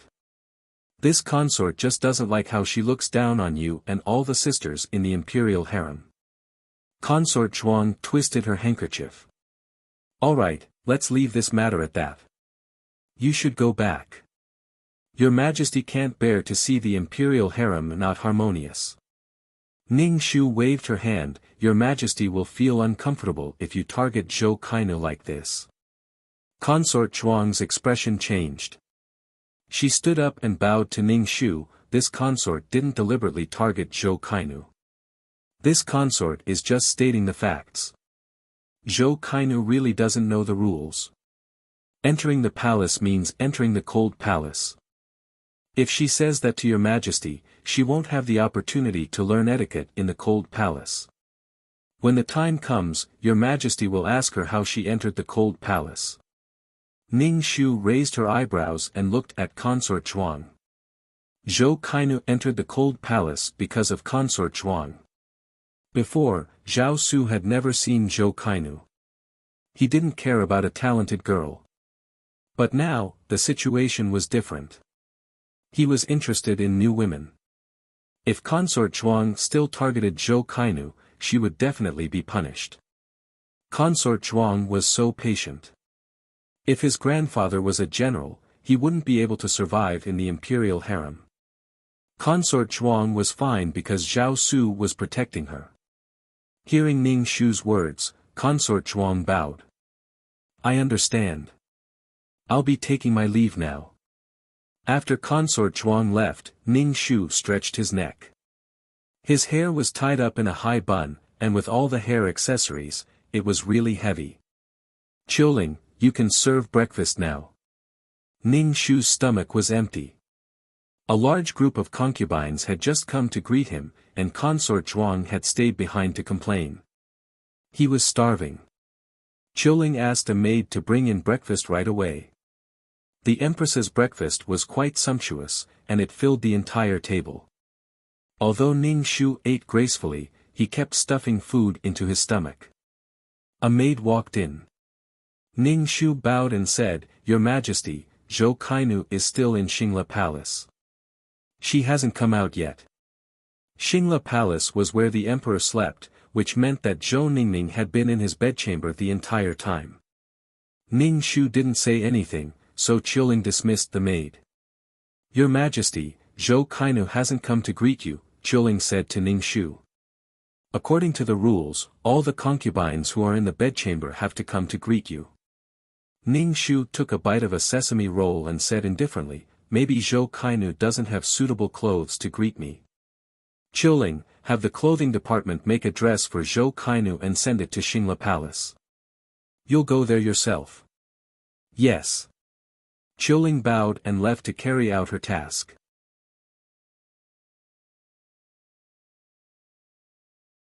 Chapter 972. In Xingla Palace, Zhou Ningning and Zhou Kane were lying on the large dragon bed. Their eyes were wide open as they looked at the complicated patterns on the top of the bed. Zhou Ningning let out a sigh of relief. She had finally completed the task of serving the emperor in bed. Not only did she complete the task of serving him in bed, she also had to sleep on the dragon bed for the night. Zhou Ningning still had basic knowledge. Imperial concubines had to be carried back after serving him in bed. After fighting with the emperor's boss for half the night, Zhou Ningning pretended that she was exhausted. She didn't need to pretend to be tired. Zhou Ningning buried herself in Zhao Su's neck and fell asleep. The emperor was probably satisfied with her serving him in bed. He actually allowed her to sleep on the dragon bed. Zhou Kane wanted to get up, but she was completely naked. She could only lie on the bed. Congratulations on completing the task of serving him in bed. Reward, Orchid Breath. The system's voice sounded in Zhou Ningning's mind. Zhou Kane was happy. She had obtained another skill. Zhou Kane put her hand in front of her mouth and breathed in. The breath that came out of her mouth smelled very good. It wasn't strong, but it was very elegant. There was a faint fragrance, like orchid in a secluded valley. Previously, she had obtained the skin of congealed fat, which made her instantly pale several shades. Her skin was flawless, making the emperor love her body so much that he couldn't bear to part with it. Now, she had obtained orchid breath. Suddenly, she heard the door creak open. Zhou Kane immediately closed her eyes. She felt someone walk to her bedside. Still pretending to be asleep? Your eyes are rolling around non-stop. A low and magnetic voice sounded. Zhou Kane slowly opened her eyes. She saw Zhao Su, who had just left court. He was wearing a dragon robe and a crown. Zhao Su's face was like jade. He had an extraordinary aura. There weren't many ugly people in the imperial family. When Zhou Kane saw Zhao Su, she sighed in her heart. This emperor's boss was countless times better than those big-bellied bosses in the company. She wouldn't lose out even if she slept with him. You're stunned. Zhao Su raised his handsome eyebrows and looked at the woman on the bed through the beaded curtain. Who gave you the courage to look directly at my face? Your Majesty. Zhou Kane quickly sat up. The blanket in front of her chest slid down, revealing her mottled breasts. Her plump breasts bounced twice. Her snow-white skin had green and red marks that had been ravaged. Zhao Su's gaze deepened. Sensing Zhao Su's burning gaze, Zhou Cave was startled and hurriedly pulled the blanket to cover her chest. Zhao Su sat by the bed and said in a teasing tone, "Didn't we just see each other naked last night?" Your Majesty. Zhou Kane's hair slid down her neck, revealing her beautiful swan-like neck.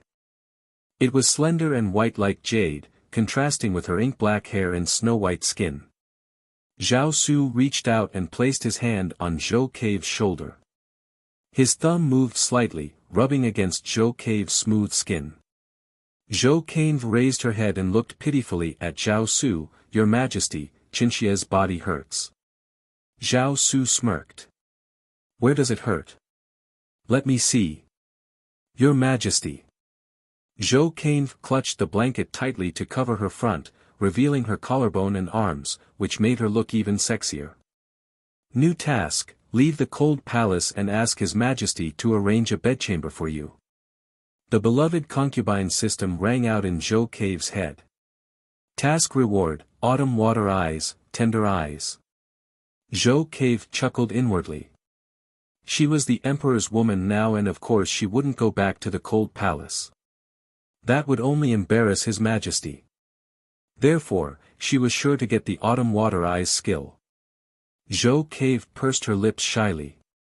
Zhao Su narrowed his eyes and stared at Zhou Cave. The atmosphere between them was so intimate that the air seemed to be getting hotter.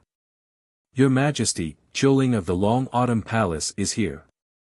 Her Majesty the Empress sent her to deliver something.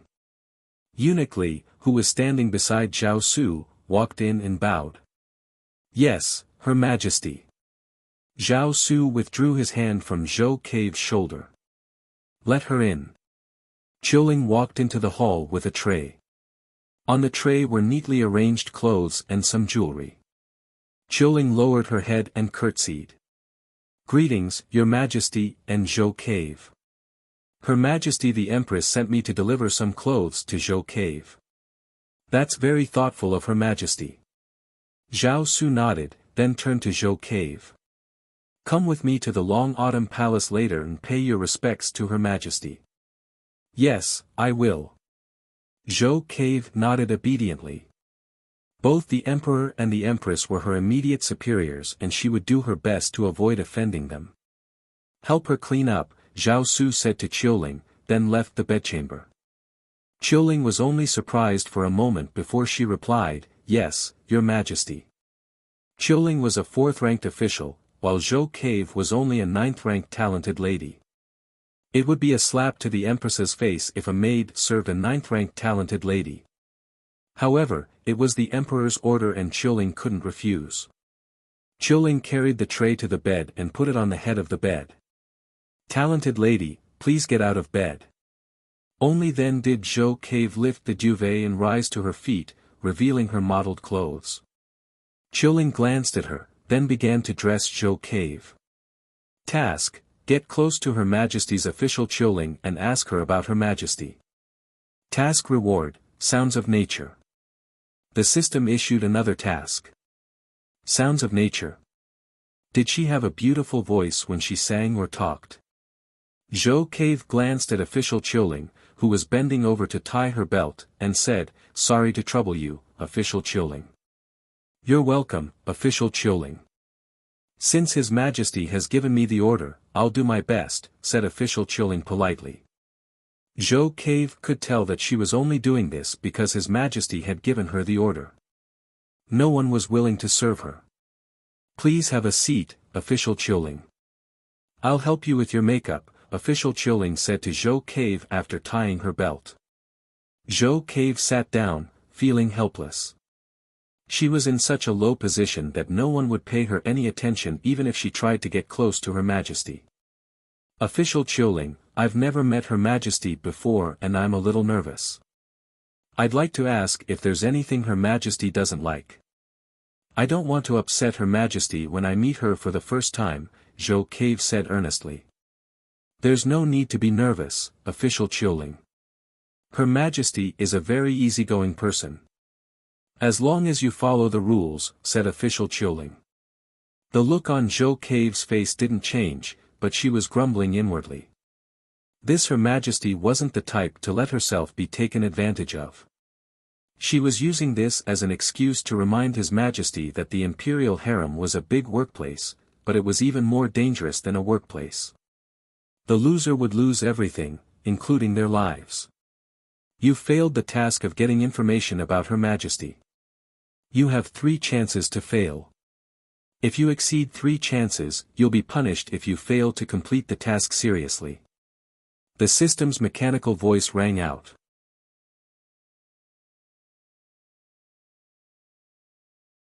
Chapter 973.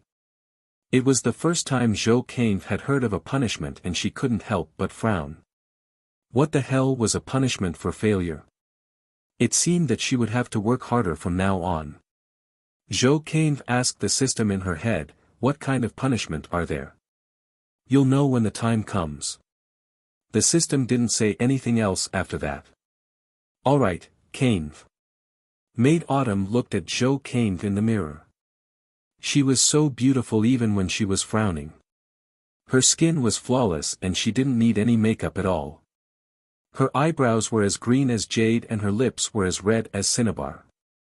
She was as beautiful as the morning sun even without any makeup. Zhou Cave had a bad feeling. Things were about to change in the imperial harem. "Thank you, official Qiu," Zhou Cave said with a smile as she extended her slender fingers to touch her hair. Zhou Cave bowed to Maid Autumn, then left the palace to meet Ning Shu. "Your Majesty, His Majesty and Zhou Cave are coming together," Ning Shu said after bowing. Ning Shu nodded and took a sip of the jasmine tea.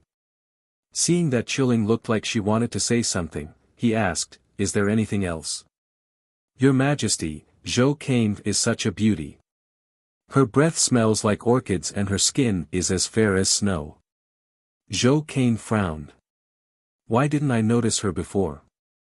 Qiuling couldn't remember what Zhou Cave looked like. She should have shocked everyone with her beauty. "Help me with my makeup. His Majesty is coming." Ning Shu didn't mind Qiuling's praise of Zhou Cave.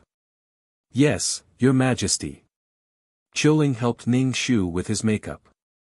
She looked as elegant as she could. Ning Shu felt like his neck was going to snap. "Just make it simple." Your Highness, you have to bring out the grace and dignity of an empress, bring out the majesty of an empress. Official Chiu said as she continued to put Ning Shu's hair into a bun. Ning Shu raised his hand to stop her. That's not necessary. Just make it simple. His Majesty is the Empress. I don't need to be so dignified in front of him. That was so heavy. Official Autumn could only help Ning Shu freshen up again. Just behave properly, Ning Shu said. She didn't lose the etiquette of an empress, but didn't appear too solemn. His Majesty has arrived. Outside the long autumn palace, the sharp voice of a eunuch rang out. Ning Shu stood up and walked to the door to greet Zhao Su. Zhao Su was wearing casual clothes, but they were also carefully tailored, which made Zhao Su look noble and handsome, full of the majesty of an emperor. Zhou Cainve, who was sitting next to Zhao Su, was just as Qiuling had said. Her skin was so fair that it was almost translucent.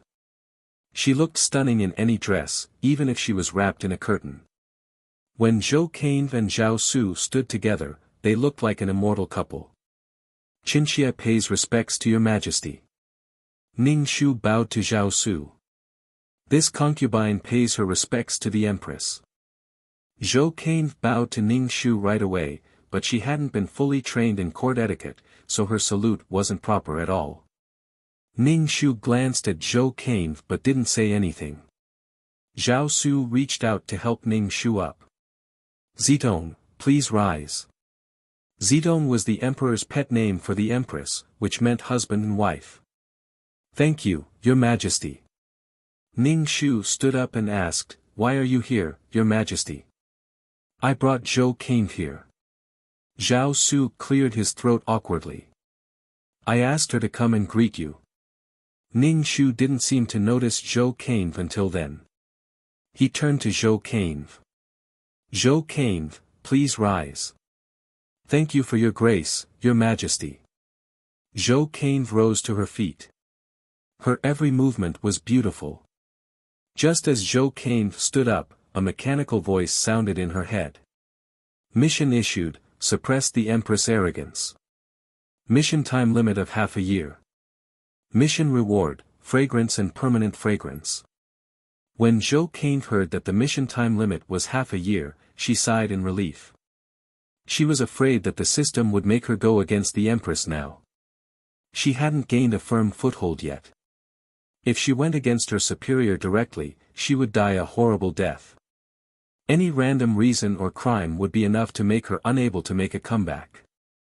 Even if something happened, the emperor wouldn't protect her. One was married for many years, while the other was just a one-night stand. To be able to become the emperor, to be able to become the leader of a country, they all had their own strengths. Besides, there were so many beauties in the harem. One less wouldn't be a big deal. Many thoughts flashed through Zhou Cainve's mind. This was the result of her many years of experience in the modern workplace. Zidong. Zhao Su sat on the chair and called out to Ning Shu. Ning Shu asked, Your Majesty, what's the matter? Now that Zhou Cainve is a legitimate imperial concubine, she can't go to the cold palace anymore. Arrange a place for her to live. Zhao Su turned the thumb ring on his thumb. Cainve's status is too low. Ning Shu nodded.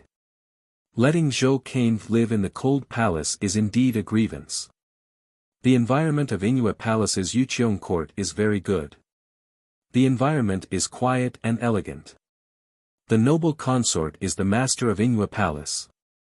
The noble consort has a lively personality and will definitely get along well with Zhou Cainve.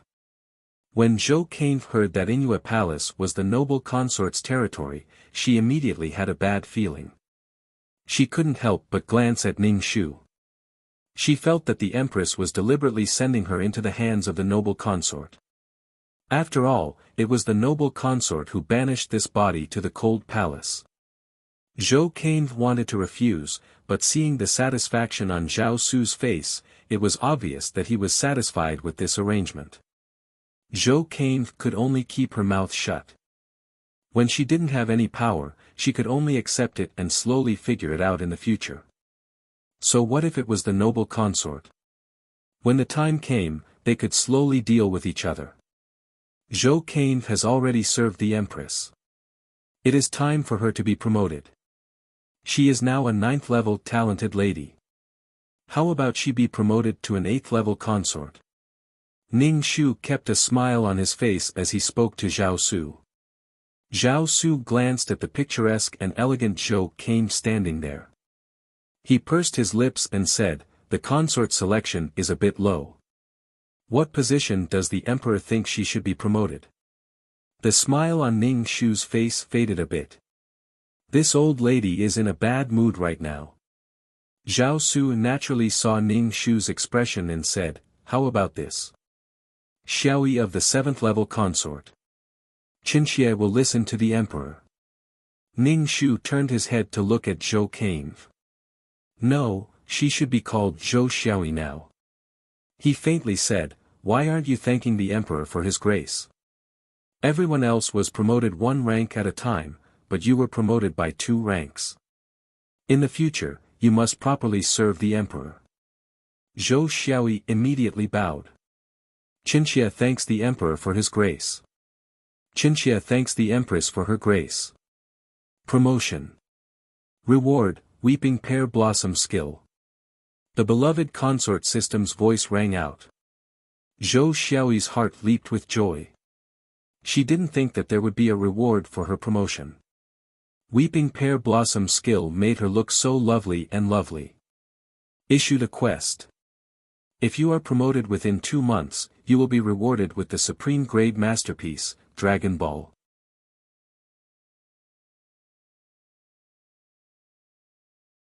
Chapter 974. Dragon Ball.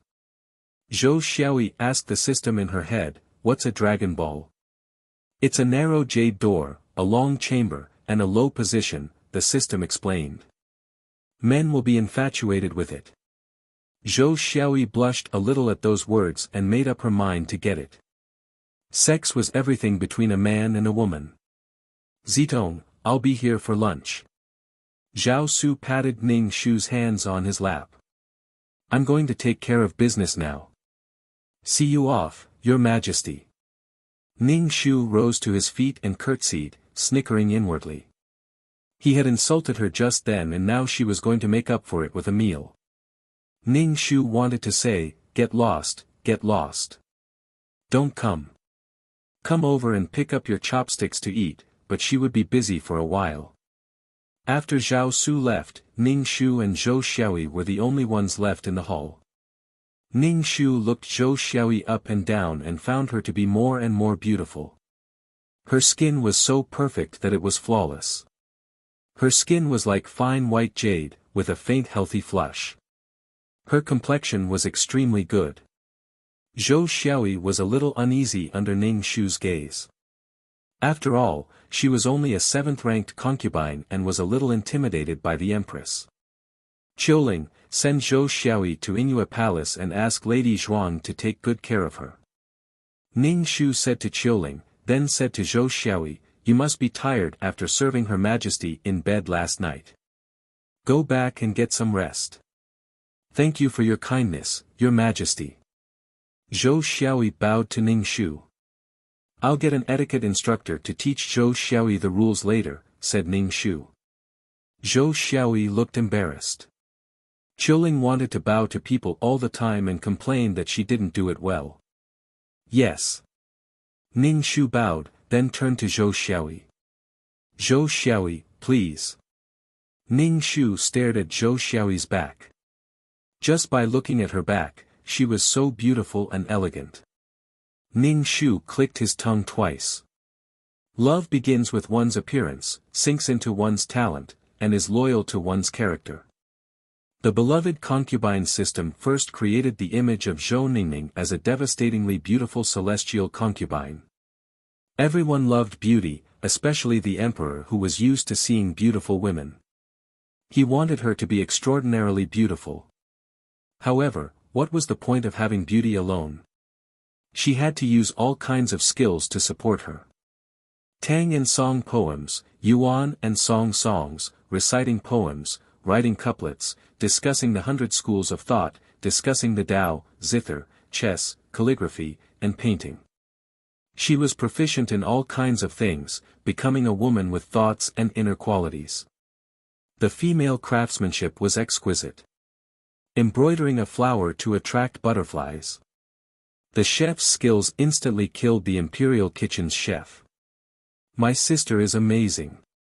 When the male lead saw this, he thought, oh my God, my woman is beautiful and talented. Her poems are sought after by scholars. I have so much face. She was able to respond to whatever he said. There were so many women in the harem, and the empress had the airs of an empress. She was afraid that she would lose the dignity of an empress. The other women were either hypocritical or stupid. Only by staying with this woman could his soul be released. This was love. However, love that did not experience life and death was not called love. Every time the male lead encountered any danger, the beloved concubine system would issue a mission for the female lead to rush forward like a martyr to block swords and knives for the male lead. When the male lead saw this, oh my, he was so touched. Which woman in this harem was willing to die for him? Which woman would risk her life for him when he was in danger? The women in the harem loved his status, they loved glory, splendor, wealth, and rank. Only this woman loved him as a person. From then on, the roots of love were deeply planted. It was enough to have this one person in this life. The other women were existences that obstructed their love. Ning Shu expressed that there was really nothing in this world that could not be tricked. Even the wise emperor was tricked into love. These wild systems were existences that seized the fate and laws of the plane.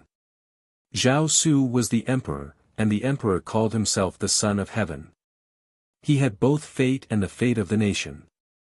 As the emperor's women, the women in the harem more or less all had fate on them. Otherwise, they would not have been able to become the emperor's women. This beloved concubine system was to create the female lead into a perfect woman in the eyes of men. It was tailor-made for men's taste. It defeated all the women in the harem and concentrated the fate on the female lead. It even seized the emperor's fate and the nation's fate.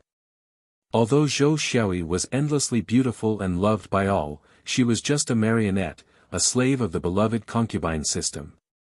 However, Zhou Xiaoyi was happy because she had received all kinds of glory and wealth. She had even made an emperor fall in love with her and dispersed the harem for her. Your Highness, this servant has already sent Zhou Xiaoyi to Yingyue Palace and told Lady Zhuang to take good care of Zhou Xiaoyi. I also asked Nanny Cheng to teach Zhou Xiaoyi. Qiuling returned and reported to Ning Shu. Ning Shu nodded. Good. With Lady Zhuang's bad temper, she would definitely make things difficult for Zhou Xiaoyi. This Nanny Cheng was an old maid from the time of the late emperor. She was rigid and strict, and as she got older, her temper became even more eccentric. She would definitely make Zhou Xiaoyi suffer. This beloved concubine system kept giving the female lead tasks. Once they were completed, the female lead would be given skills. As a result, the female lead became an all-round and perfect woman. What he needed to do now was to reduce Zhao Su's contact with Zhou Xiaoyi. Once he did, many tasks would be triggered. The more tasks Zhou Xiaoyi completed, the more skills Zhou Xiaoyi would gain. If Zhou Xiaoyi failed too many times and failed to make the emperor fall in love with her, the beloved concubine system would abandon this slave and look for a new host.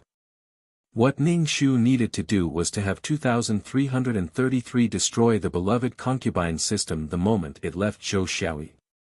Your Highness, His Majesty said he would come for lunch at noon. Shall I give the order now? Qiuling asked Ning Shu. Ning Shu nodded, then said to Qiuling, give mother a message.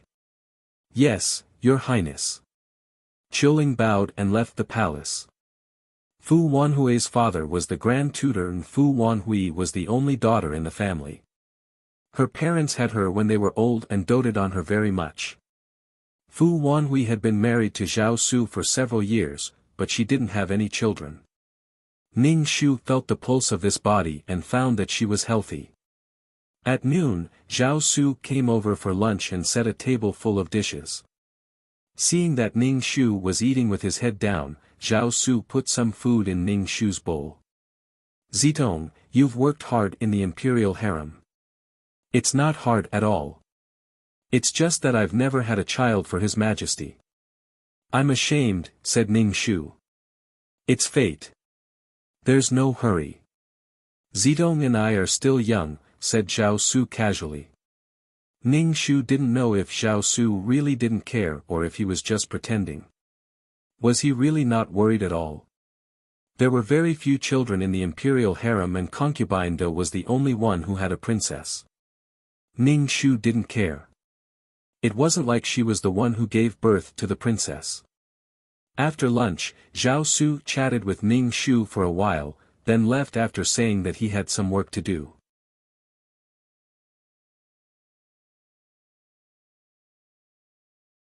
Chapter 975. After Zhao Su left, Ning Shu went to rest on the bed in the side hall. He did not allow any palace maids to enter. He sat cross-legged on the bed and began to cultivate. No matter what, he had to have the ability to protect himself. In ancient times, there was abundant spiritual energy. After Ning Shu cultivated for a while, a trace of energy appeared in his dantian. Then, he let the energy slowly strengthen his body. To be honest, Zhao Su was very satisfied with Zhou Xiaoyi's body. However, he had just pampered her last night and could not continue. Since he could not pamper Zhou Xiaoyi, Zhao Su still went to Yingyue Palace. However, he did not go to find Zhou Xiaoyi. Instead, he went to see Zhuang Fei. However, when he passed by Yuqiong Court, he saw Zhou Xiaoyi sitting on the railing in the corridor. Zhou Xiaoyi had a simple hairstyle. Her fine black hair fell down. She was wearing plain clothes. Her slender jade hand held a fan of beauty. She lazily fanned herself and slightly raised her head to look at the sky. Her temperament was as beautiful as an orchid. She was like a fairy that had descended to the mortal world. Zhao Su narrowed his eyes and waved his hand to uniquely understood. He glanced at Zhou Xiaoyi and went to tell Zhuang Fei that the emperor would not come. Zhao Su slowly walked towards Zhou Xiaoyi. He reached out and lifted Zhou Xiaoyi's hair to sniff it. Zhou Xiaoyi did not seem to notice Zhao Su's arrival. She lazily said, "Lianer, I'm thirsty. Pour me a cup of water." Zhao Su took the teacup from the palace maid and handed it to Zhou Xiaoyi. Zhou Xiaoyi was about to take it when Zhao Su pretended to be angry and said, "How dare you ask Zhen to pour tea for you? Emperor." Zhou Xiaoyi was startled and quickly bowed. "Drink. Weren't you thirsty?" Zhao Su gave the teacup to Zhou Xiaoyi. Zhou Xiaoyi took a sip. Zhao Su took the teacup from her hand and drank the rest of the tea. Beauty's breath is like orchids. The fragrance of the teacup is enchanting. Zhao Su said teasingly. He even put the teacup to his nose and sniffed it. When a man was interested in a woman, he had the patience to tease and flirt with her. When he was impatient, he did not even want to look at her. Zhou Xiaoyi's face was flushed red, and she looked especially charming. Zhao Su couldn't help but reach out to touch her face. It was tender and warm. Zhou Xiaoyi rubbed her head against Zhao Su's palm, causing Zhao Su's lower abdomen to tighten. He carried Zhou Xiaoyi, and Zhou Xiaoyi wrapped her arms around Zhao Su's neck. The closer they got, the more Zhao Su could smell the fragrance coming out of Zhou Xiaoyi's mouth. It was elegant and enchanting. Next, it was naturally time to make waves. On the other side, Eunuch Li told noble consort Zhuang that the emperor had stayed behind in Jade Garden. He was so angry that he almost smashed his cup and stirred his handkerchief with all his might. He couldn't stop himself from cursing the wretch again and again. He was so angry that he cried. The next morning, when she went to the Long Autumn Palace to pay her respects, the noble consort looked at Zhou Xiaoyi, who had been nourished to the point of being incomparably beautiful. Her face was so ferocious that it could bore a hole through Zhou Xiaoyi with her stare. Zhou Xiaoyi just waved the fan of beauty elegantly, ignoring the noble consort's gaze. Ning Shu walked from the side chamber to the main hall and glanced at the noble consort and Zhou Xiaoyi. He hadn't seen Zhou Xiaoyi for one night, and she had become even more beautiful. Damn, the more time passed, the more beautiful she became. She really was different when she was using cheats. She made all the women in the room look like ordinary women. When the noble consort looked at Ning Shu, her eyes were watery and incomparably pitiful. Ning Shu ignored the noble consort's gaze and looked at Zhou Xiaoyi. I heard that the emperor went to your jade garden yesterday. As soon as Ning Shu said this, the room of orioles and swallows immediately looked at Zhou Xiaoyi. Zhou Xiaoyi hurriedly stood up and bowed. Empress, Qinxia is just a small Xiaoyi. I can't decide or interfere with the emperor. The emperor wanted to go to her place. Should she kick him out? The empress was deliberately making hatred for her. There was no reason for her not to fight back. Besides, there was still a mission to suppress the empress' arrogance. If she completed it, she would be able to obtain the permanent body fragrance. Ning Shu's eyebrows jumped. Why didn't you stay in the room and model outside? Why would Zhao Su go to your jade garden? How could a man not know that a woman was seducing him? Of course, he knew. He was just going with the flow. Besides, if a woman was so painstakingly trying to keep him, it meant that he was charming. Ning Shu said indifferently, why are you so agitated? I was just asking to have the clerk record it down. Since you don't want to record it, then forget it. Serving in bed was not recorded. If Zhou Xiaoyi was pregnant this time, the records would not be able to be checked. This child would have no justification. Zhou Xiaoyi was stunned. She was secretly annoyed. She was too anxious. She really wanted that fragrant body. Her skin was now whiter than snow, and Zhao Su liked it very much. If she had a fragrant body, it would be even more perfect. Empress, please forgive me. Qinxia spoke without thinking. Please forgive me. Zhou Xiaoyi hurriedly bowed. In the future, she must be more cautious. Only when she had the strength could she bare her fangs. Ning Shu glanced at Zhou Xiaoyi, your salute is still not standard. Aren't you learning the rules from Li Mama? The emperor doesn't care, but in the future, when you have to face the imperial family, relatives, civil and military officials, your actions will represent the imperial family and the emperor. Learn more from Li Mama. Li Mama used to be a clerk by Xindi's side. It's not wrong to learn more from her. Ning Shu looked at Zhou Xiaoyi who had been curtsying, is it good? Yes, Qinxia will remember. Zhou Xiaoyi's voice was trembling. She had been curtsying, and her body was swaying. Zhou Xiaoyi's salute was not bad, but when Ning Shu found fault with it, no one stood out to speak for her. They all looked like they were watching a good show. This kind of behavior was the most disgusting. There was only one man in the palace, and he had finally come. In the end, he was pulled away halfway. He would definitely vomit blood. Deep hatred was nothing more than this. Ning Shu did not tell Zhou Xiaoyi to get up. He picked up the teacup and took a sip. Then he said, in the next few days, you don't have to come to greet me. Learn the rules and etiquette from Li Mama. Zhou Xiaoyi bit her lip. Was this a disguised ban on her feet? But what about her task? There was a task called, pamper the harem. She had to have Zhao Su dote on her for 7 days. Then she would be rewarded with ice skin and jade bones. This ice skin and jade bones reward could adjust the body to the most perfect state. Then she would have a perfect figure, a perky, plump, and a slim waist. Zhou Xiaoyi, did you hear what I said? Ning Shu asked. Qinxia understands. Qinxia will learn the rules from Li Mama. Zhou Xiaoyi lowered her head and said. Okay, everyone can go back. Ning Shu said. Qinxia will leave. She stood up and bowed to Ning Shu and left. Zhou Xiaoyi had been squatting for a while. Her legs were a little sore. The palace maid next to her helped her up. Zhou Xiaoyi looked back at Ning Shu, who was sitting there. At this moment, he was staring at her. When their eyes met, Zhou Xiaoyi quickly lowered her head. The other concubines all left. Consort Chuang stayed. She looked at Ning Shu with a wronged face and said, Nyang Nyang, look at that vixen.